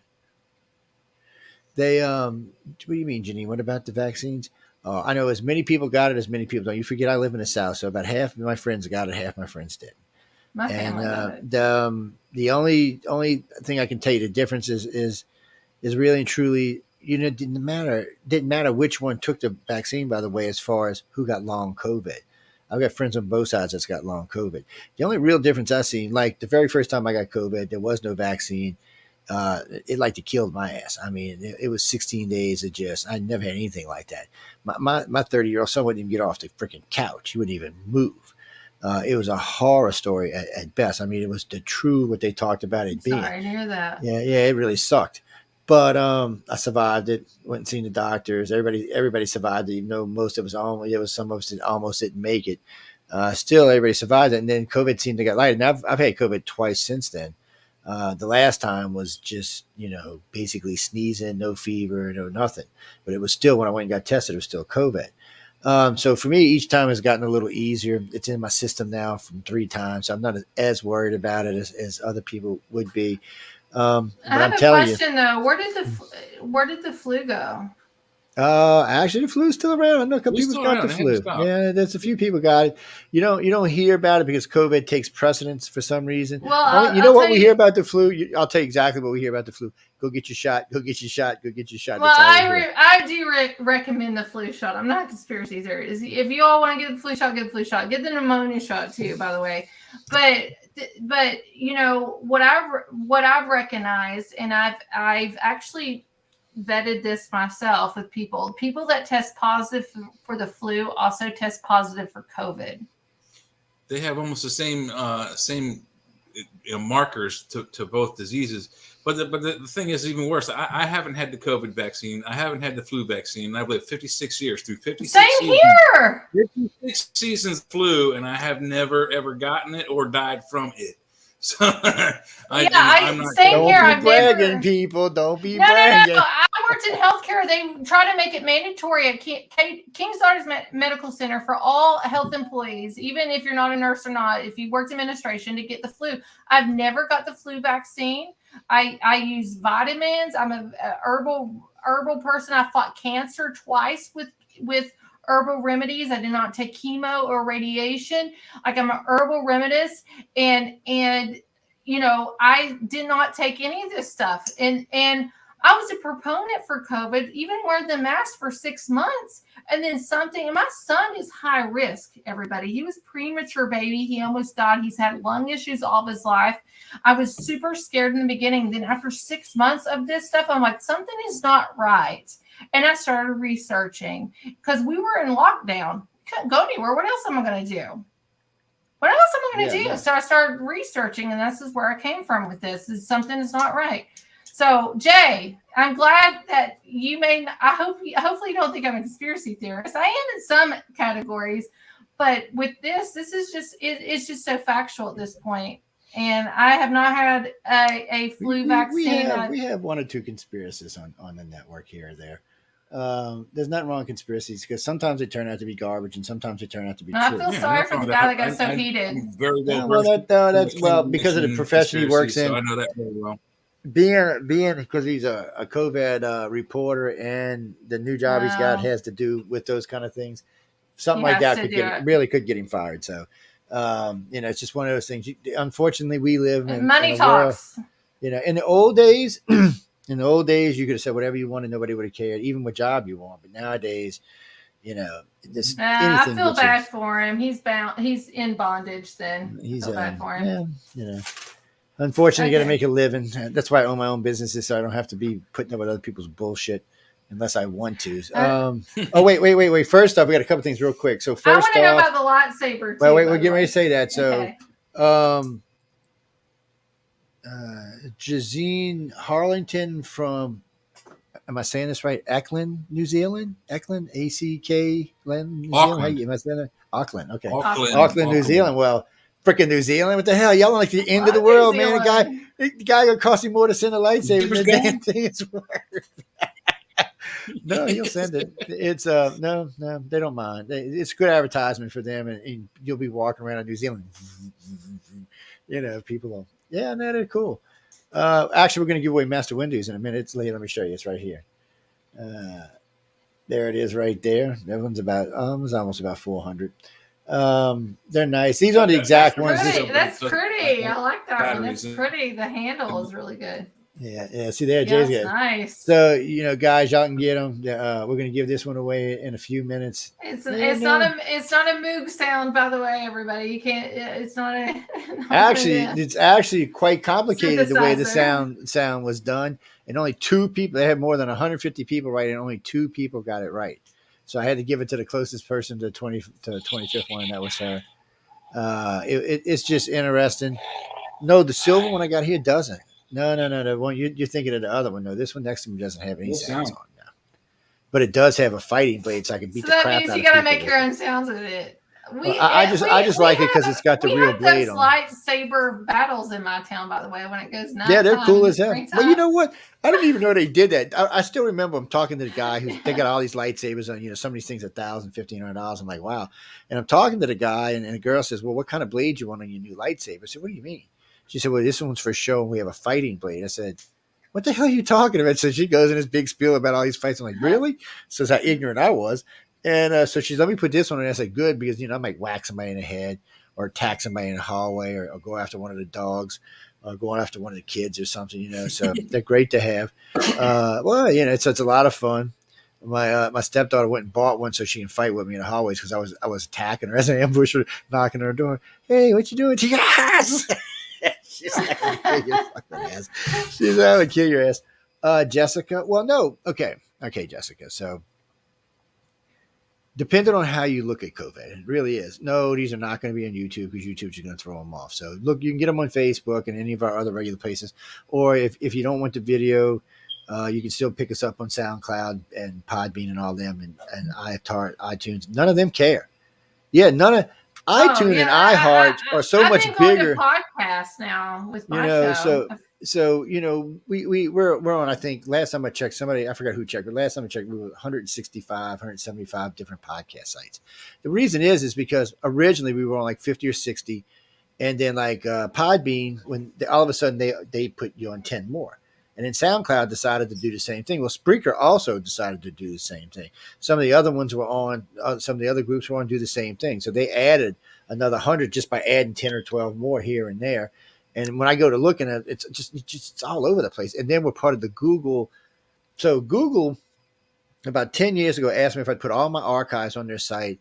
And Google is I don't know if they're doing it for every radio show, every radio station, but they are doing it for ours. They're going to archive everything we have. Even the clips, the videos, the stupid shit, the breakup stuff, the little thumbnails and stuff like that. They're archiving all of it. And so you can actually access it all. So I'll be dead and gone. It'll still be there. Well, right now, all together with everything we have about 104,000 archives. That's over 200,000 hours. You know how many years that is, people? That's like 3 decades. Yeah. I mean, you could right now, just for what we got posted on SoundCloud, which is 12,000, you could listen endlessly for like 5 years and never hear the same show twice. And there's so many good topics in there, and we have such a wide range of hosts. See, Emily will fit in great with us because there's such a wide range of stuff that we cross on. Well, no, because what's his face that was on here, but let's just be honest. Well, remember I was telling you about who got, that's the one of the ones she got into it with, by the way. I will tell you this. I will never put somebody down for the way they believe. I honestly am inquisitive, and I want to know why they believe that way. I might ask questions towards that. I will not get heated. I will not delete myself from a show because they believe differently than me. That's how we grow as people. You should always stand by what you believe and what you know. And then if somebody starts shooting names or is a name caller, that's disgusting in many ways, and I will never be a name caller. So, I'm sorry he feels that way about me at this point. I've just talked to him for 20 minutes. I don't know how he casted judgment like that. And so quick judgment people are red flags to me. So hopefully he has a good night. Hopefully I didn't ruin his weekend. And hopefully he has a great time. And I want to know about the lightsaber stuff. but yeah, well, so we gave away the first one. So the Master Windows is the one we're giving away next, the purple one. But guys, what do you mean? No, I'm not gonna. That's such an easy question. How much did he sell Star Wars for? I think everybody knows, right? 4.4 billion or something. Yeah, it's a lot. I mean, it was a lot of money. It's not much now as it would have been. It's not like what Elon paid for Twitter, 44 billion. I actually opened my Twitter accounts back up, even though they don't have anything on them anymore. Well, we got banned 3 times from Twitter. Every time we hit 100,000 followers on Twitter, we got banned. That was 3 times over 10 years. I just got effing tired of it. And I just opened 3 bullshit accounts just so I could spam them with archives. But there can't be no more than 300-400 people in any of those accounts. And now that I reapplied for our master account, well, no, you get banned. I mean, YouTube, we had a YouTube account that only had about 10,000 followers on it. It wasn't even that many. I think it was about 8,000, but it was making good money. And boom, they hit us 3 in a row.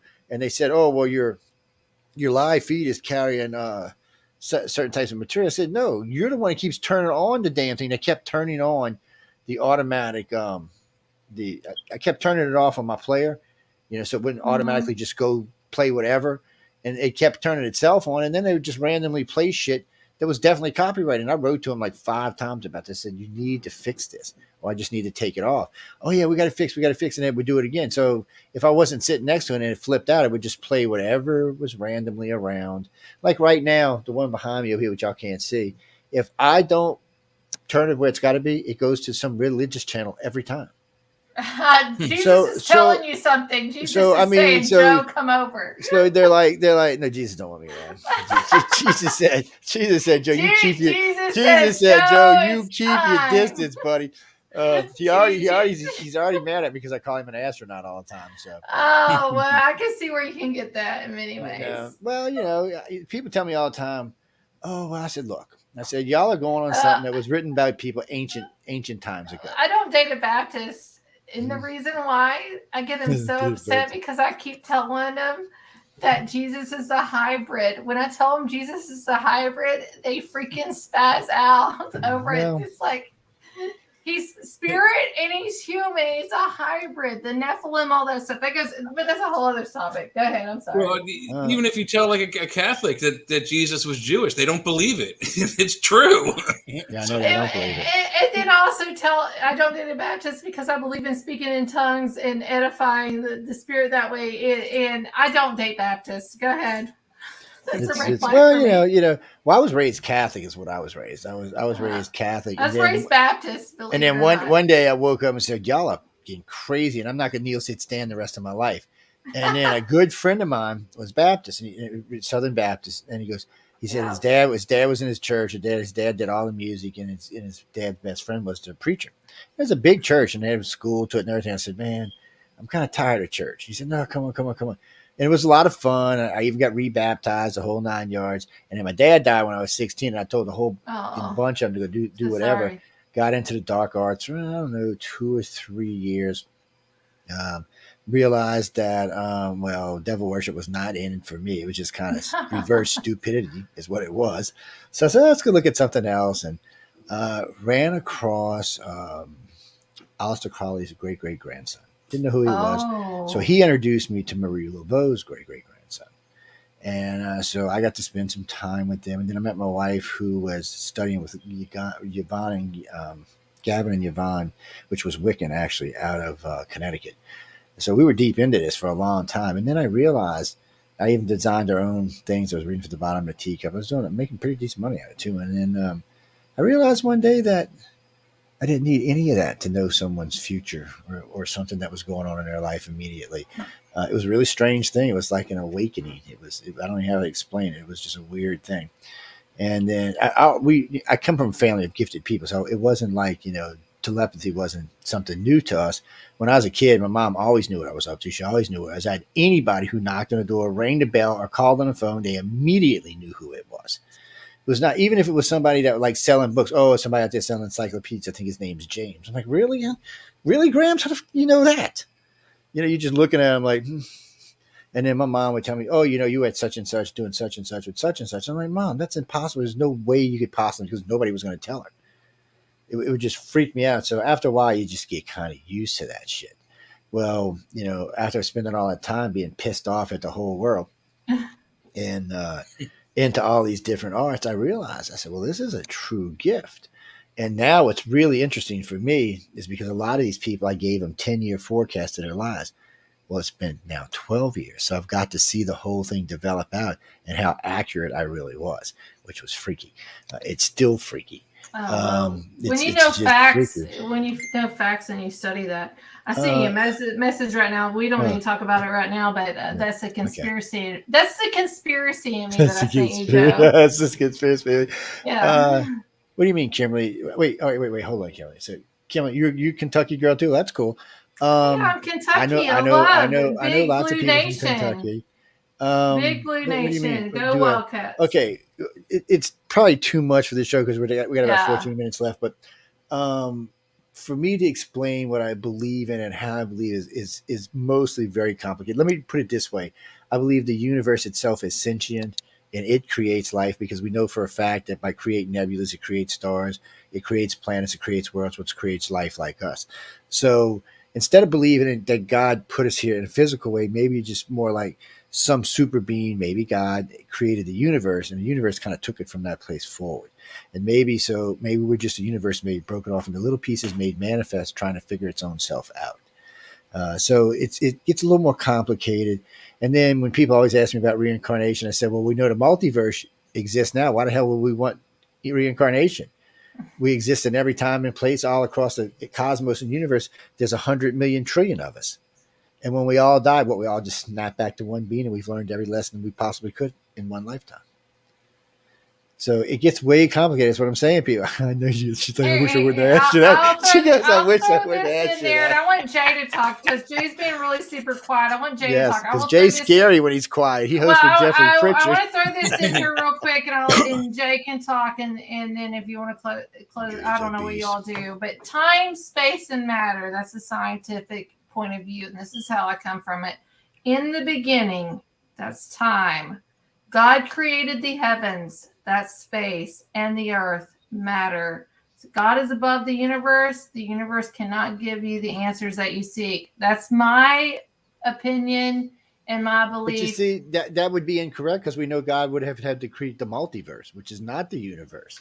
The multiverse is a much different beast. Hold on, there's three heavens. People don't even understand. Yeah, but there's way more than 3 universes. There's hundreds of trillions of them.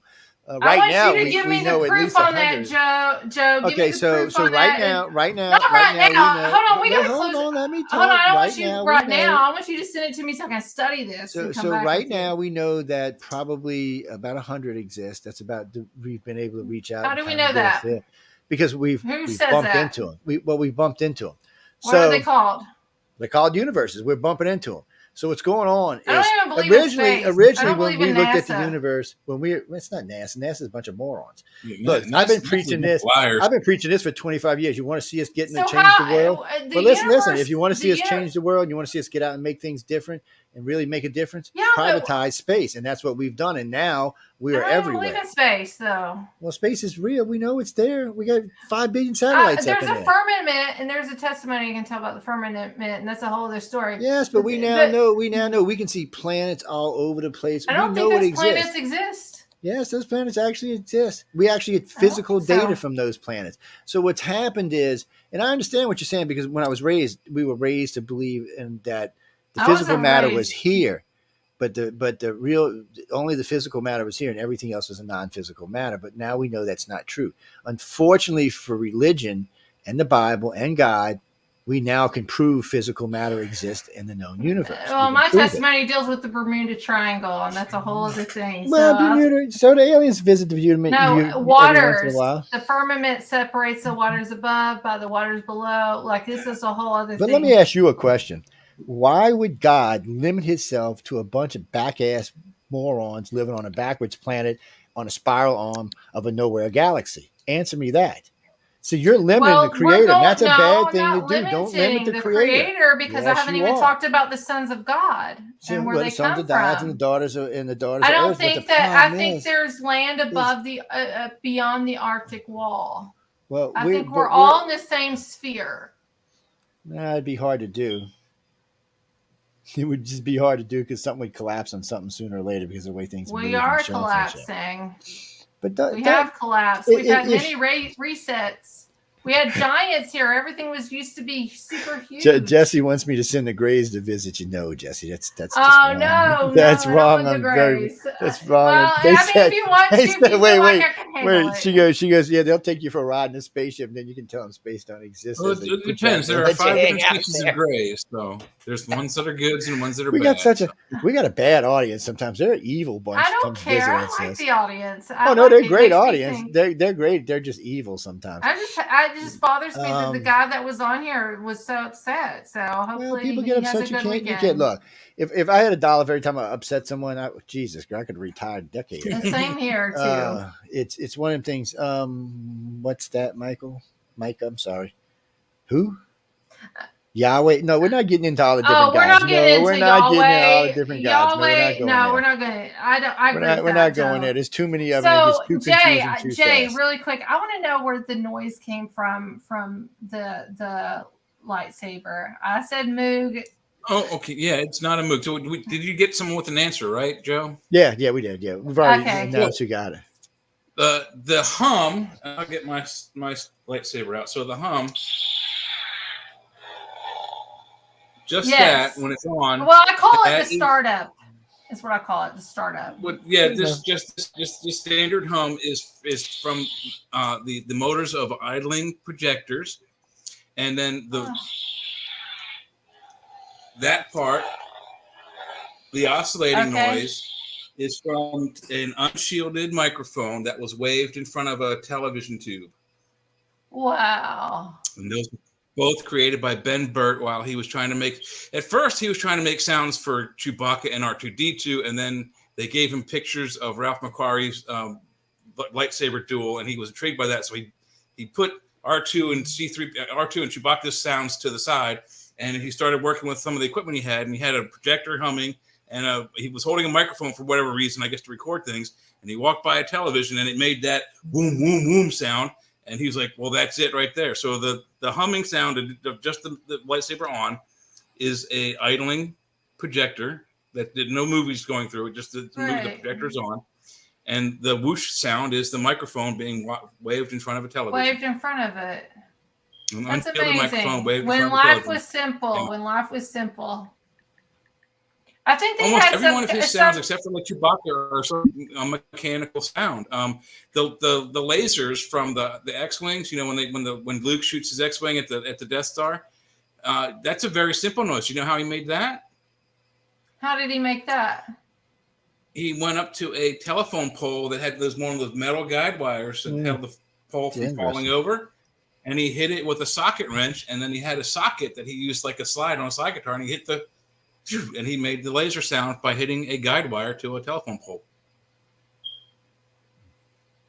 People used to be so creative. This kind of reminds me of some of the sounds and stuff that they did with The Shining with Stephen King. That is Stanley Kubrick. Mm-hmm. All of his stuff and how he got that sounds like a Stanley Kubrick move, sound wise. That's amazing.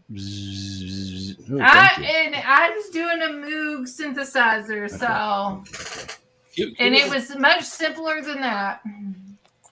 Look at that, people. That's pretty. That's pretty. Wait, well, I'm not looking at your video. I'm looking at the picture here that you got. Yes. So anyway, so we're on Master Windu, guys. So y'all can take a look at it. So it's going to go up there. So this is an easy question. I just need to know the year and the month that the network was founded. The original network. Actually, I need the name of the original network and the year and the date it was founded.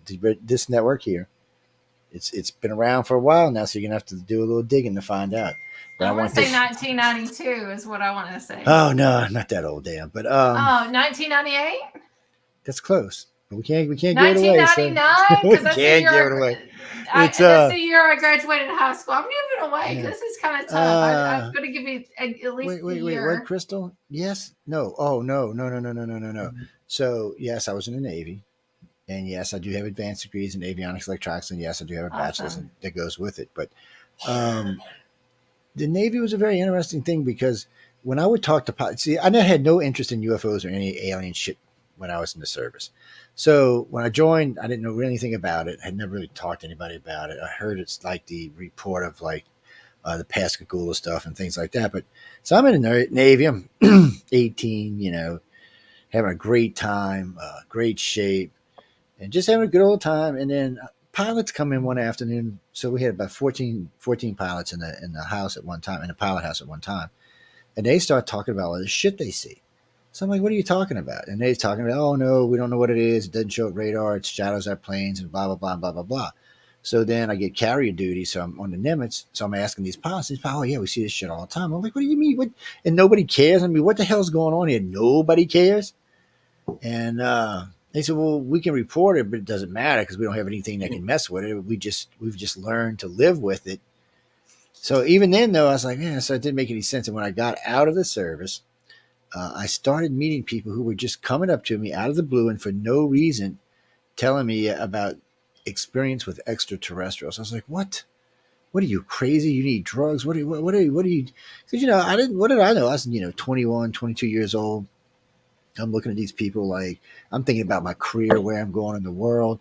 And almost every other person I meet's telling me about their alien abduction. I'm like, what?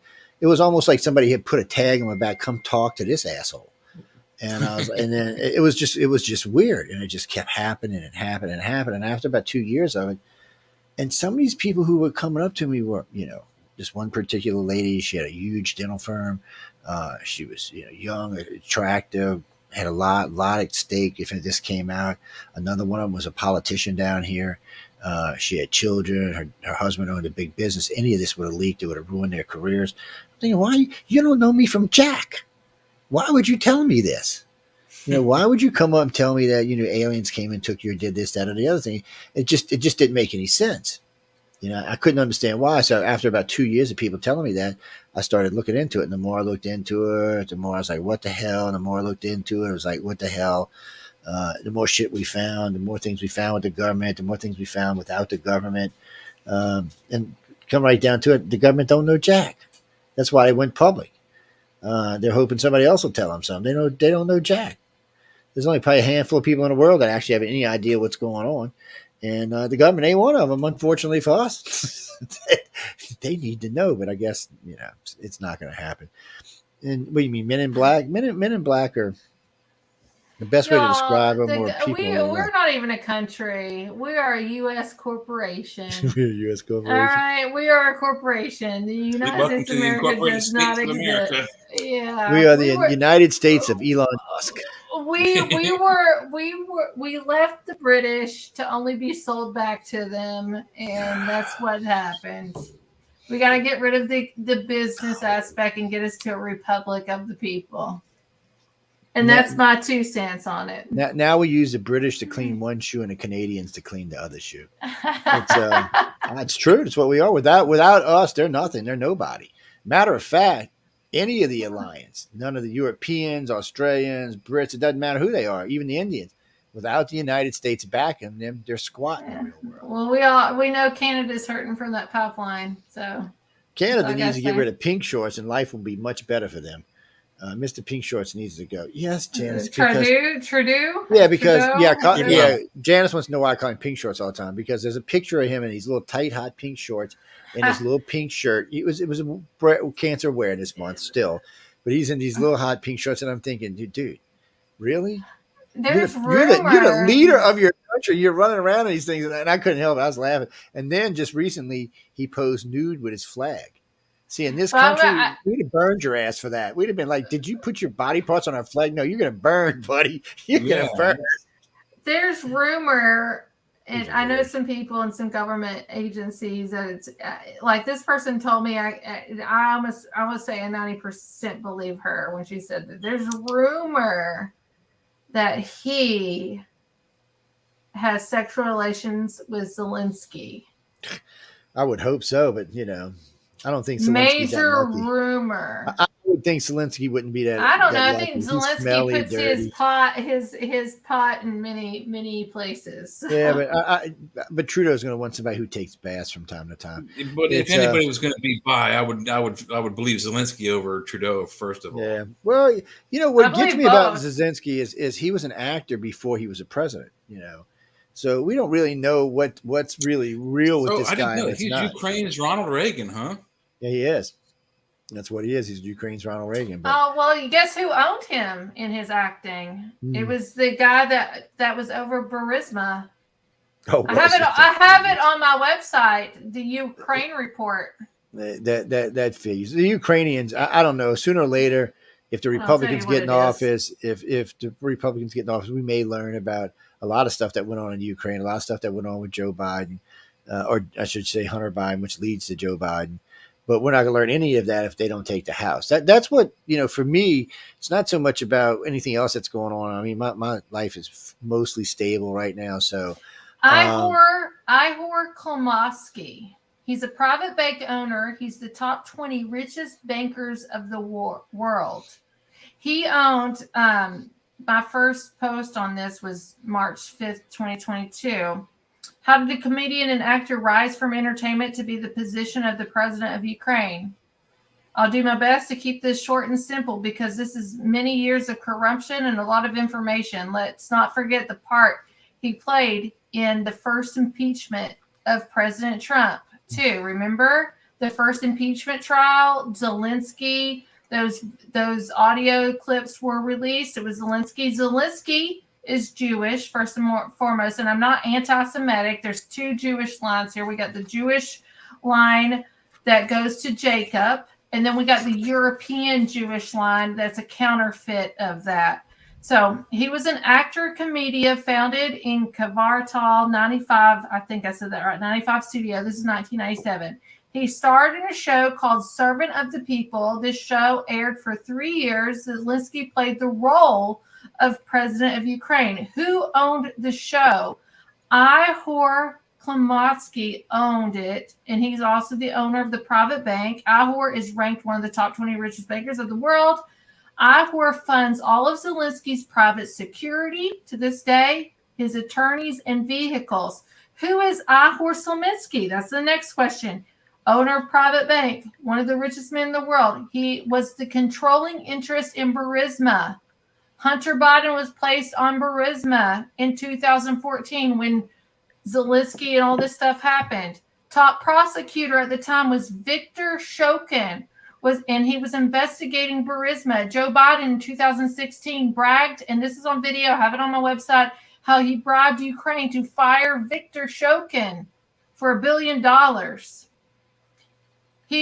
Ihor was appointed governor of Dnipropetrovsk Oblast, or however you say that. He helped fund several of the volunteer battalions, including the neo-Nazi Azov battalion, which Zelensky has on his shirts, but the mainstream media blocks that out. And that also battalion was founded in 2014. he has a Israeli, Ukrainian, and Capri citizenship. His money was utilized to take over the Jewish Community of Ukraine organization. They took it by force. Kolmosky stole billions of dollars from Ukrainian banks and was banned from entering the United States under Trump administration. So we're having all this stuff. Nobody's following the money. Not that I know everything. If anybody hears this and has something different, please message me. I'm always open to other people's opinions. I will never block off somebody from their opinion or what they've researched. The more we know, the more we can grow. So this is deep rooted. This has been going on for decades. This was planned. I think that what happened in Ukraine in 2004, and Oliver Stone has amazing 2 documentaries that y'all need to listen or watch with this. What happened in 2014 was just a practice run for what happened in 2020. Oh, and here in the United States. Yeah, you lost me for a second there. I was like, what? Here in the United States, they practiced a coup and everything in 2014 with the Ukrainian government. That's where they're hiding everything. It's a cesspool of the elite. It's sex trafficking. Also, there is, I don't want to say it's rumor, it's facts, and I'm just waiting for Russia to release this. Russia found documents of illegal organ trade of children in Ukraine, and which leads to Israel. So Israel is going to be pulled in on this too, which it ties into end day prophecy. This is deep, everybody, and this is too much for me to even be on the show for the first time. I'm so sorry. I'm so sorry. What is it? Wait, what? What the hell is Google? What are you doing? I'm sorry. Google's being.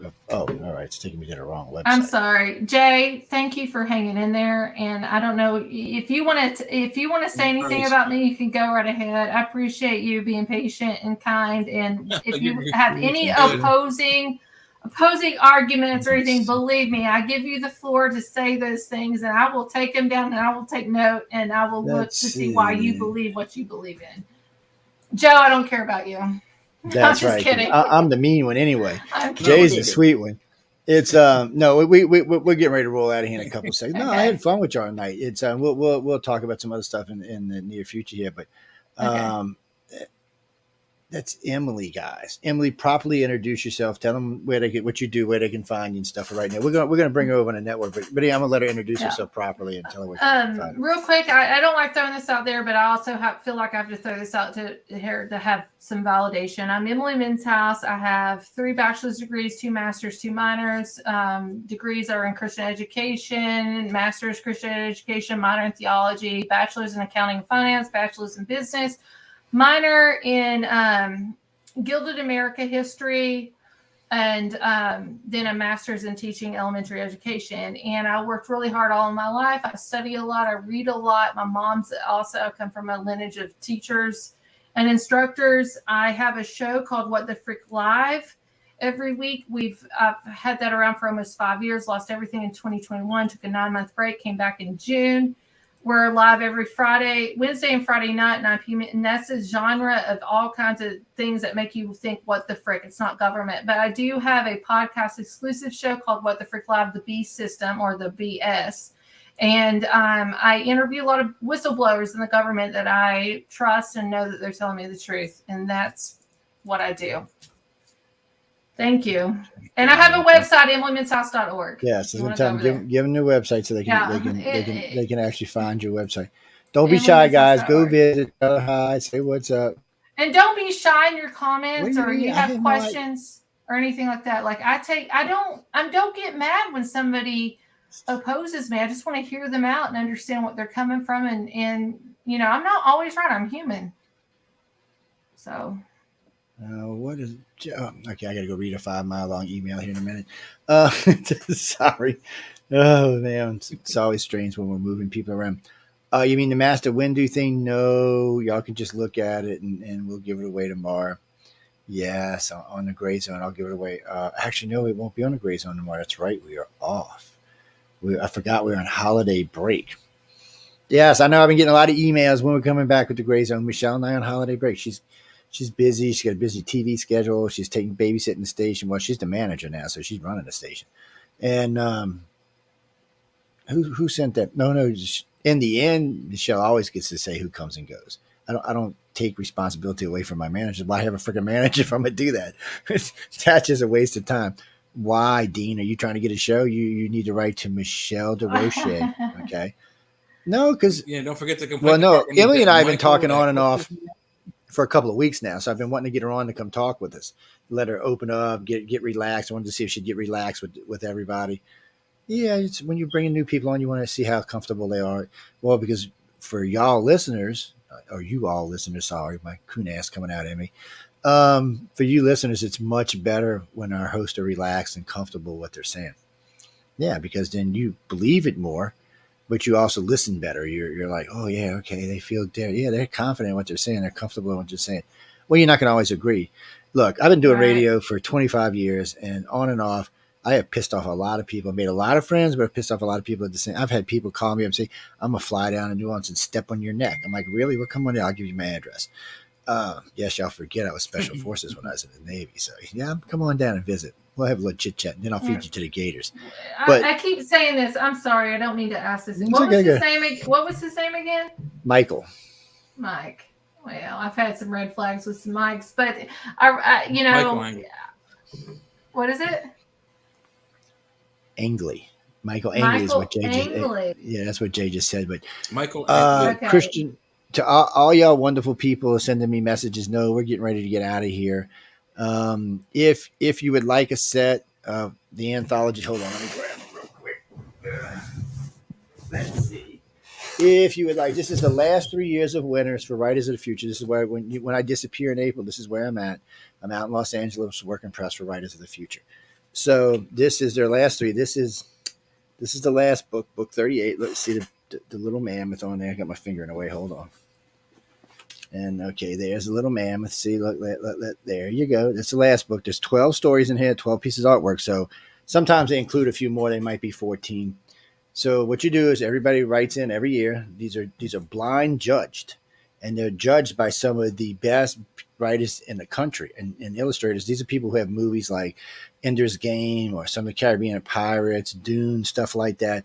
There's some serious judges in. If you get to know these guys, they can help you with your career. So some really excellent illustrators and very wealthy illustrators that we see out there. I made some real good friends with these people. They're a lot of fun to talk to. They're a lot of fun to hang out with. But anyway, so that is book 38. And this, I believe, with the hot chick on the top 37? Of it, is book 36. I was going to do 37, 36. But you got to show 36 because 36 is a prelude for 37. The half naked girl, 37. And so that's what those are. Anyway, there's 3 of them, so there's at least 36 stories in it. Some great illustration, gives you a good idea of what, if you want to write for Writers of the Future, what you can expect. To be honest with you, most they'll take 17,000 words. Nothing really dirty, and not a lot of blood and gore. It can be, make you think. It can be scary. It can be a lot of things, but I tell people, figure your writing for PG-13 or PG-17 is what I tell people, because they want powerful stories that anybody can listen to. And they have some good ones. There's some good ones in there. I've read a bunch of them now. There's some really good stories in there. And it's L. Ron Hubbard's Writers of the Future. No, it's not Scientology. No, I knew you were completely. There's nothing to do with their religion whatsoever. Yeah. No, don't get me wrong. There's Scientologists that work there, but they're not. The L. Ron. Okay, let me put it this way. I have met 40 winners now, and not any of them, not anybody in any of the 3 years I've been there have been approached about being a Scientologist. Even I haven't been approached about being a Scientologist. Of course, they don't want me because I'm just damn scary, but I can just see them now. Well, they believe in aliens to start off with. I'd be like, really? Let me show you what the aliens are really about. They're not going to want to have anything to do with me. But no, there's a lot of good people there, a lot of great people there. I had heard a lot of bad stuff about L. Ron. I did a lot of research, found out he was actually quite a brilliant man, had a lot of excellent writing. And then I read some stuff, some other great writers and illustrators have written about him. They really liked working with him. So somewhere along the line, he pissed off the press, but that's, you're either part of the thing or you're not part of it. We all know that. Anybody who's alive today knows if you want to stay in good standing, you got to play the game, whatever the game may be. And today, a lot of times we don't want to play the game because the game sucks. And it's just things it's not morally correct a lot of times. So we don't want to be involved in the games anymore. And I kind of feel for the people who want to stay famous, the Hollywood people, the politicians, the things you got to do, the games you got to play to stay there. But that's your choice. That's what you want to be.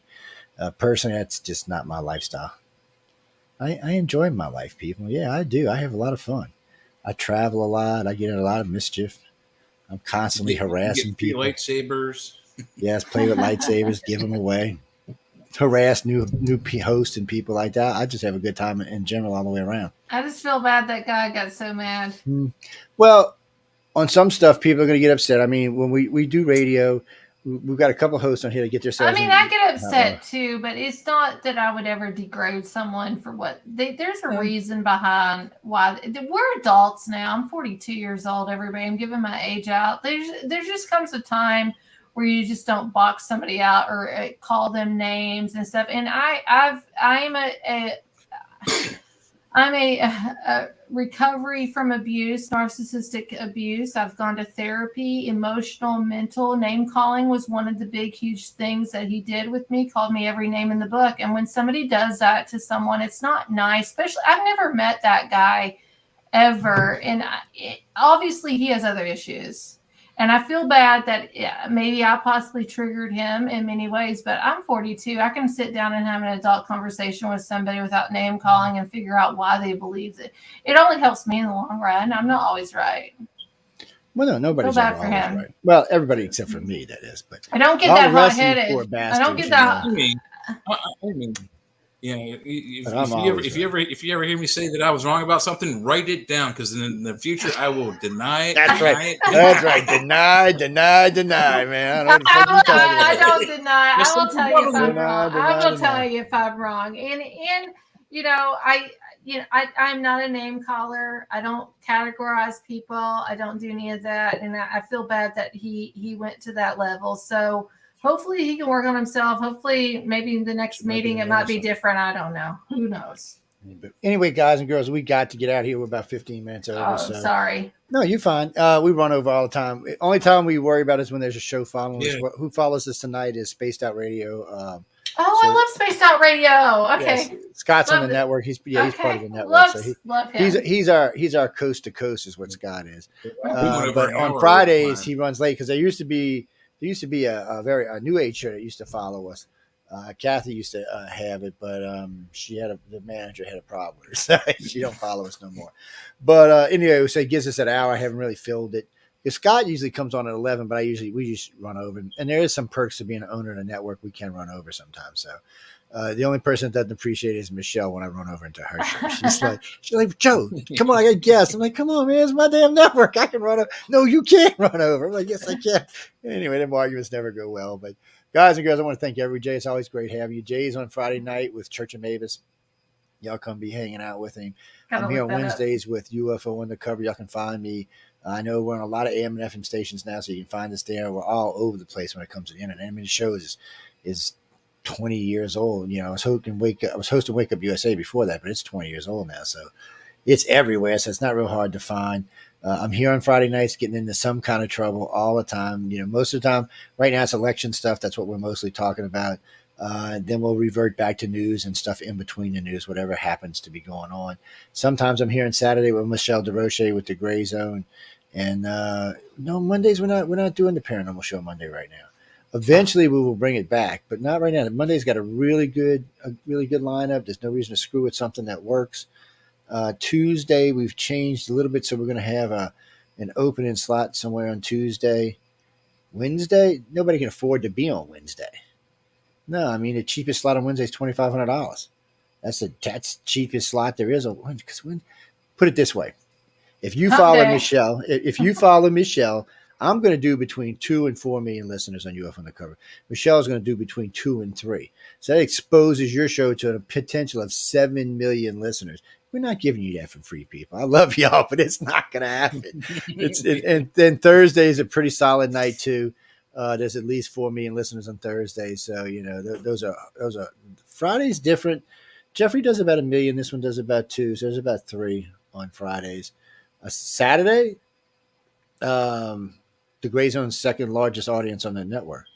Just because Michelle and I are both on the show, that's why. And we both have big shows. What do you think's gonna happen? Now, people. And Friday's date night, Friday night football for a long time from like August. Well, I used to refuse to do shows on Fridays. I just didn't want to tie up. That's why I'm on Fridays. That's why my show, what I do is on Fridays. Yeah, so that's there. So now I like being on Fridays now. So I'm happy to have one for. And I was doing Monday, Wednesday, and Friday, and then Thursday, and then we do specials from time to time. We got Christmas stuff coming up. We just had Halloween go by. Yeah. We'll have a New Year party on the network. Have to host show up and get drunk as hell. Oh, can I come to that? Oh yeah, you can come. Yeah, it's they what they do is we just turn on the network and they just talk about whatever. And when I mean whatever, I mean ever, and everybody's getting drunk when they talk, so God knows where the conversation. Oh Lord have mercy! What happens on the network that not stays on the network? That's right. Well, the bitch part is somehow or another they've had 3 of these now. They got it on YouTube, and YouTube did not throw them off. I'm stunned. That's shocking. That's because it didn't one of them was 7.5 hours long, and they talked about everything. Maybe because they were drunk. I don't know. Wow. It was crazy, but they didn't throw them off. It was, and I mean, they talked about everything. And what do you mean Christmas Day? No, we sometimes we're here on Christmas Eve though. It just depends. It's really those kind of holidays, with the exception of Christmas Day and New Year's Day, are up to the host. If they don't want to. Okay, real quick before we go, guys and girls, starting now and through January, first week of January, some hosts will be off. They'll be on vacation. Jeffrey likes to take a month or 2 off at the end of the year. Some of the hosts like to take off during the holidays. Not as much as it used to be because the network has grown and changed. It's not all UFO Paranormal Radio, now it's United Public. So there's a lot of other shows that talk about a lot of other stuff that has nothing to do with the paranormal realm. So those shows make it through the holidays pretty easy. People like to listen to them. People start talking about different things during Christmas and how to cook food or whatever, anything just to drive me crazy. But it's a lot of fun, and there's a lot of stuff that goes on. Some of them get up there and cook and stuff. I'm like, really? You're going to get on TV and cook? Yeah, what the hell ever. That's their thing if they want to do it. Well, I like cooking. I just don't want to have the camera while I'm cooking. Jay looks like a chef. Jay, what do you cook? I can cook pretty well. And our last show on church is maybe the 18th. That'll be the 16th or 18th. But the next 3 shows are with Jeff and Wham, and then I do the last show of the year with Jeff. Oh yeah, that's right. Wham. I forgot about Wham. I would invite Wham on here, but she would have a stroke. Wham would have a stroke. She's a doctor. Man, she is so liberal. She would lose her mind with me. She's like, Joe, I'm going to choke you, buddy. I can hear it now. We were talking the Joe she won't vote for. No, her and I mean, I've been knowing her for a long time now, but her and I, we don't talk politics because we just don't agree on anything when it comes to politics. Right. There's some people you got to do that. So we've agreed to disagree happy and leave it at that. Yeah, but she's a lot of fun to talk to. She's got a lot of great knowledge. Lady. Yeah. Yeah. She's a PhD teacher out of New York, isn't she? She's in New York, upstate New York. So it's really nice that a lot of our hosts have degrees. I mean, not everybody. Some of them do, some of them don't, and it's not a requirement by any means, because life experience is one of the best things to have on the network. Exactly. Denise, one more question, and we're out of here. What do you mean? I don't know when Emily's going to come on. Emily's invited to come hang out with us all the time. Well, she knows I'm on Wednesdays. Now she can drop by and see me on 6 to 8 on Wednesdays. She won't get no trouble talking about conspiracy stuff there. Here she might get in trouble. I dropped the networks that I'm on because my main shows on Friday nights 9 to 10 p.m. Eastern Standard Time. I dropped both networks I was on. I'm doing this on my own now. So we'll have to figure out a way to get you in on a live syndication, not just syndicated where we got you in a rerun, because video is a really great thing now. People really like seeing us. Right. I do the video, and I could probably do the video 8 to 9 on Friday. I want to stay on Fridays because I've been Fridays for 5 years. Well, no. So Friday, you see, we also have the ability to run dual venue, which StreamYard allows us to run dual venue, so we can have dual live shows running at the same time. Well, after the first of the year, because I'm booked till March, I can change it from 8 to 9 rather than 9 to 10, and then when I'm done, and hop over here like 30 minutes while you're all into the show or whatever. Yeah, we'll figure something out. Well, we'll get you somewhere, and then we'll figure out where we're going to go from there. But I'll give you a call and we'll sit down and talk about it. And see, what is that, Daryl? Who? Never heard of them. Not on this network. I would know who they were look, there's been 5 incarnations of hosting this network. Okay, 5, and it's 25 years of existence. There's been 5 incarnations. That's a lot of hosts we go through. Currently, right now, there's 14 live and 50 syndicated. It's a lot of hosts. And I know every one of them personally. Yes. I'm actually friends with most of them. I'm not friends with all of them. Some of them irritate the shit out of me. Yeah. Why? Because I let them want to know. Okay, do y'all ever listen to anything I say? Oh, okay, look, I tell people all the time, I don't care what politics you are. I don't care what religion you are. I don't care what you believe in. As long as you're a good host, you do your homework and your research, and you present yourself in a good manner. And no, you don't roll around and show your coochie on the television. And you're bald on top. It helps too. If you're a guy, we like you to have no hair on top of your head. That's all. If you're a girl, we want you to have hair on top of your head. At least less hair than Joe. It's actually, Stephen, you're right. We are female heavy right now. Have been for about 2 years now.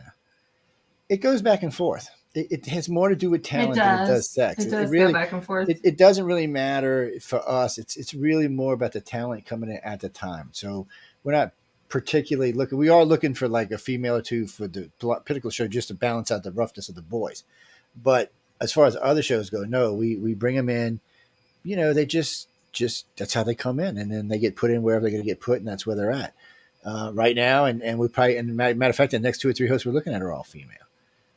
Eventually, there'll be more guys that come on. Yeah, it's just, you know, right now there's just no real good male shows out there. I mean, there's a few, but they're usually, well, you got to remember, some of them already have homes. I can't just go stealing shows. Well, I've done that a few times, yes, but still, it's bad. You know, so you don't want to steal shows because somebody might steal shows from you. Yeah, so you try not to do that kind of stuff. I am friends with him over at BBC. Yes, I am. Or BBS. I'm sorry, not BBC. That's like BBC. Like, what are we dealing here?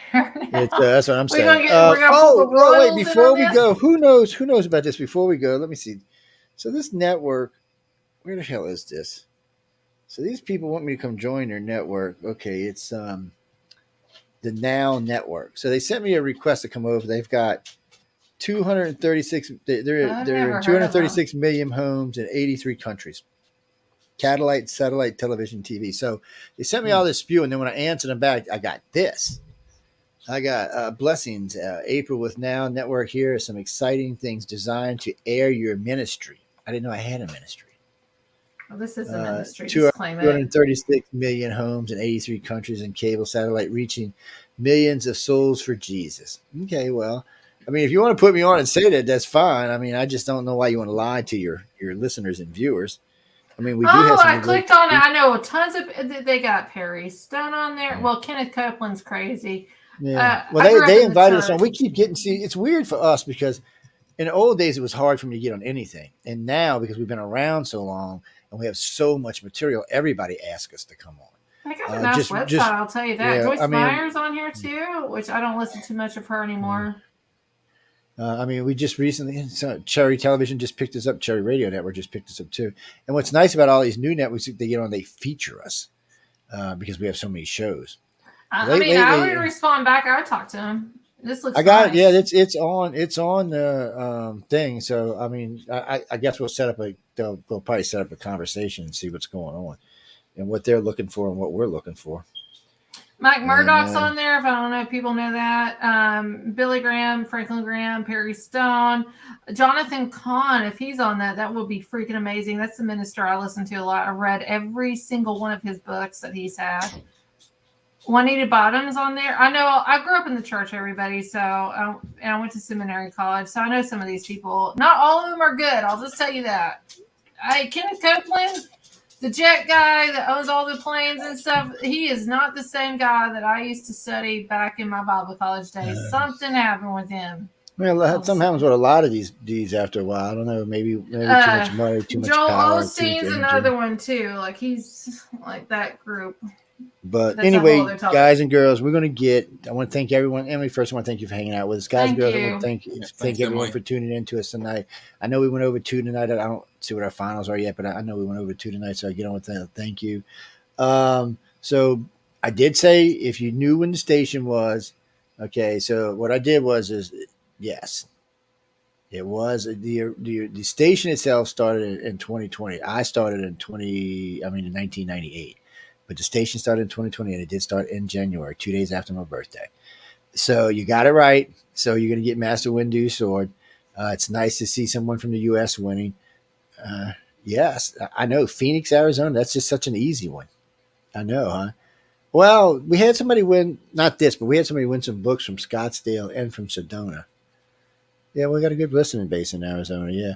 But anyway, they'll ship it out to you. Just make sure you got all your information is correct, and then they'll ship that out master window, and you can lightsaber up somebody in your house, your cat, your dog, your friends, your wife, your kids, whatever. Don't hit your cat. Whoever it is, you can lightsaber their ass. We don't mind. Send pictures with your new lightsaber for the station so we can post them up around. Have some fun with it. Yes. No, there's no attach. No, there's no. We're not. What do you mean? What we want in return for it? Nothing. It's for listening to the network. That's all it is. It's a simple thank you for listening to the network. And yes, you will get. I'm sending out to both the lightsaber windows. I'm sending a set of books out to both of them. I didn't get a chance to give away into the fear novels tonight. Everybody tells me the book is scary as hell. I have not read it. I don't want to lie about it, but everybody I listen to tells me, "Oh man, it's scary, Joe. You need to read it." I'm like, so I might get around to reading it, but and then again, I got right now. Well, I still got a pad. So one of the writers of the Future People sent me Apple, one of their Apple big pads, loaded with everything with all of L. Ron Hubbard's works in it, all written in audio. So I'd plug it into my car and listen to different stuff while I'm driving around checking it out. It's kind of cool. There's some pretty cool stories up in there. Well, they take good care of me. I take good care of them. Yes, that's why they fly me out there. They're good people. I don't know what to tell you. I don't know. I haven't run into anything bad with Writers of the Future, nothing. And Galaxy Press, John Goodwin's a friend of mine. Him and his wife, Emily's a friend of mine. And they're just good people. They treat you good. They take good care of you.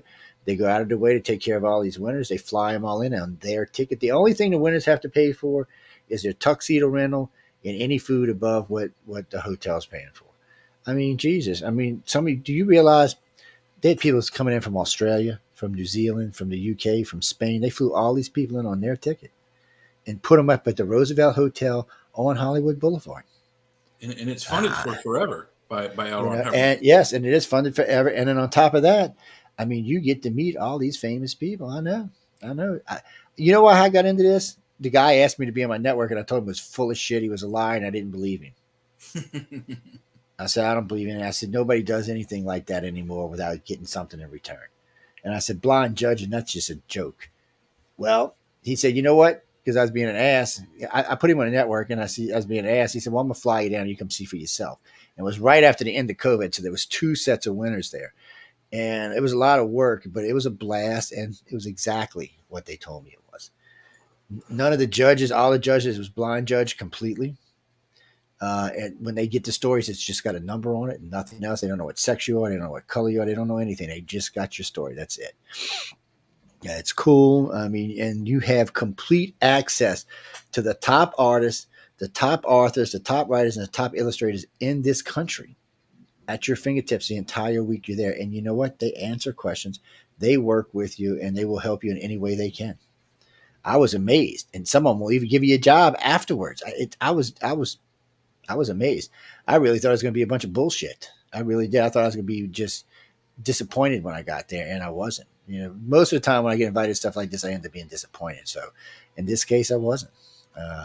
And so far, everything they've told me has turned out to be true. And yes, some of them are Scientologists, Gene. And yes, I'm friends with them. And no, they don't try to recruit me. And they haven't asked me to go to Bohemia or anywhere. They're not. They're scared that Joe might blow up or explode or something. Yeah, they're not like Tom Cruise and the Hollywood Scientologists. Yeah. I tell them all the time when I'm out there. I tell them all the time I just don't have enough money to be a Scientologist. That's all. But no, and to be serious about this, because they are friends of mine. Everybody over at Author Services is fabulous people. The offices are beautiful. It's all hardwood, gorgeous offices. Everybody at Galaxy Press is fabulous people. Everybody I've had the pleasure of working with or being associated with are fabulous people. They take really good care of me. They give me the run of anything I want, and any questions I ask, they answer without hesitation. It's not people who want to lie to you. So I don't know what people think about this, that, or the other thing, but all I can tell you is the people I'm associated with and work with are good people. And if that is what Scientology is, there's a lot of good people in Scientology. As far as what goes on at the S, I don't know. But as far as the people I've met so far, everybody I've met has been a really good person.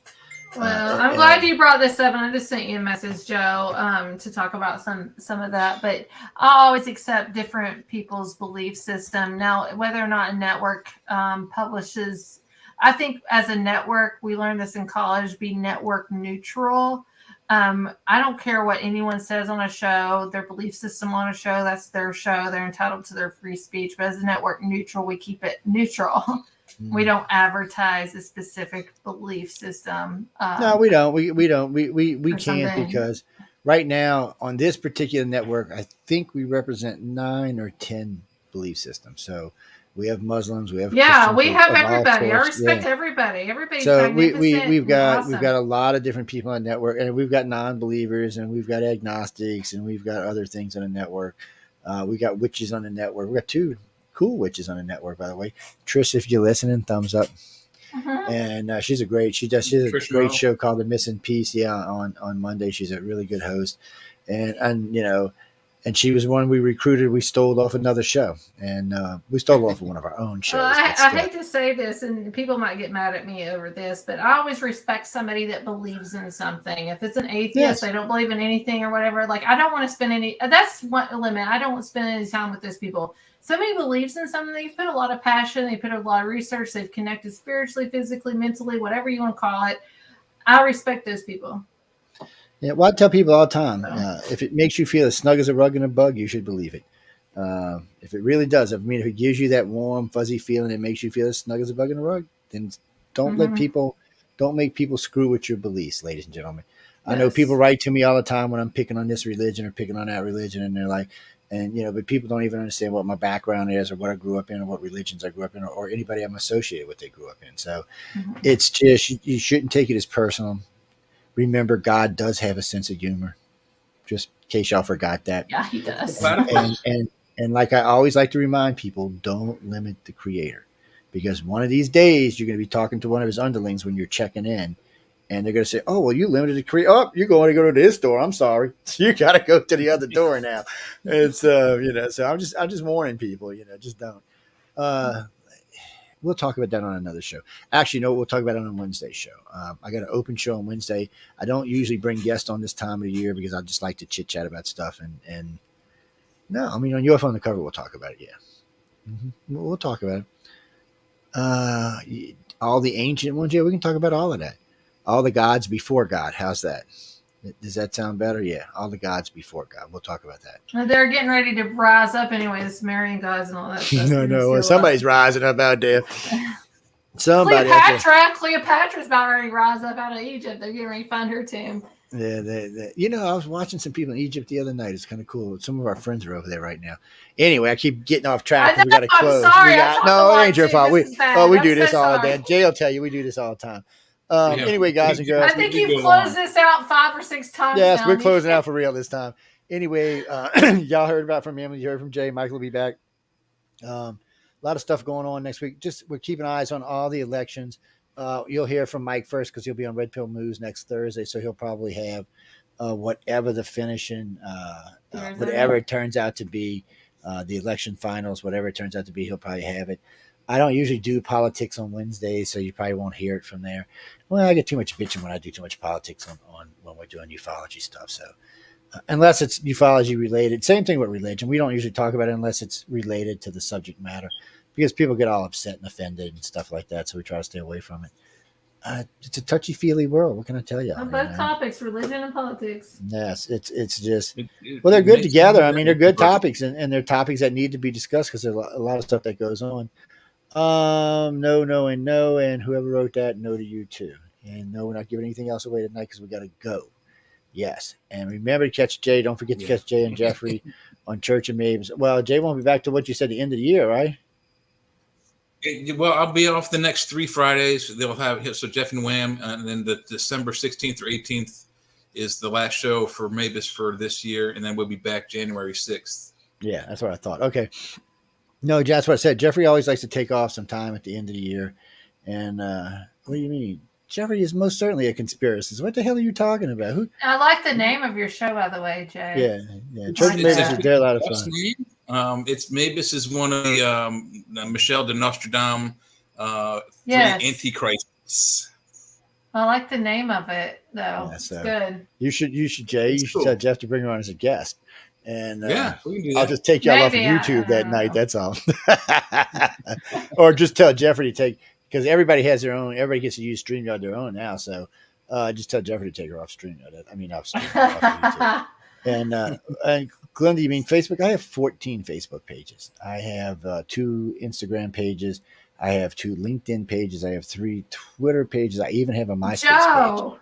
I've got a Parlor page, a Rumble page, an Anchor page. I'm just answering this question. Okay, so yeah, well, if you can't find me, you ain't looking. That's all I'm saying.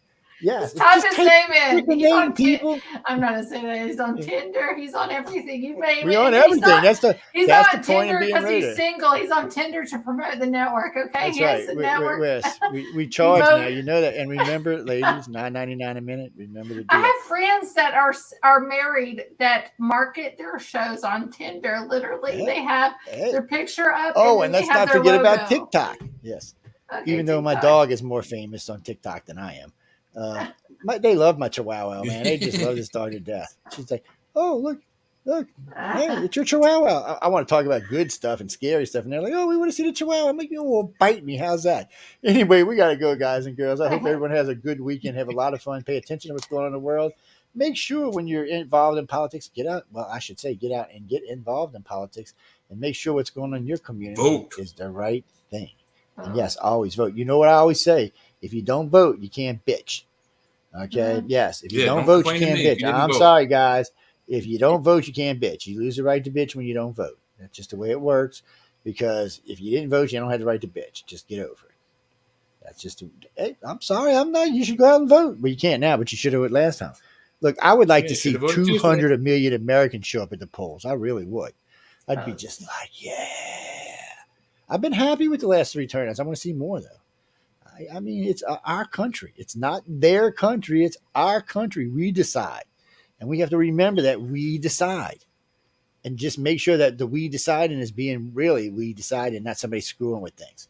So, I think most elections are real. But I'm not saying, I'm not going to rule out funky monkey business here and there. But anyway, shut up. Out there, but you can't get around it. That's right, especially if you live in Pennsylvania. On that note, we're out of here. Good night. Good night until next week. Arizona, don't forget about it.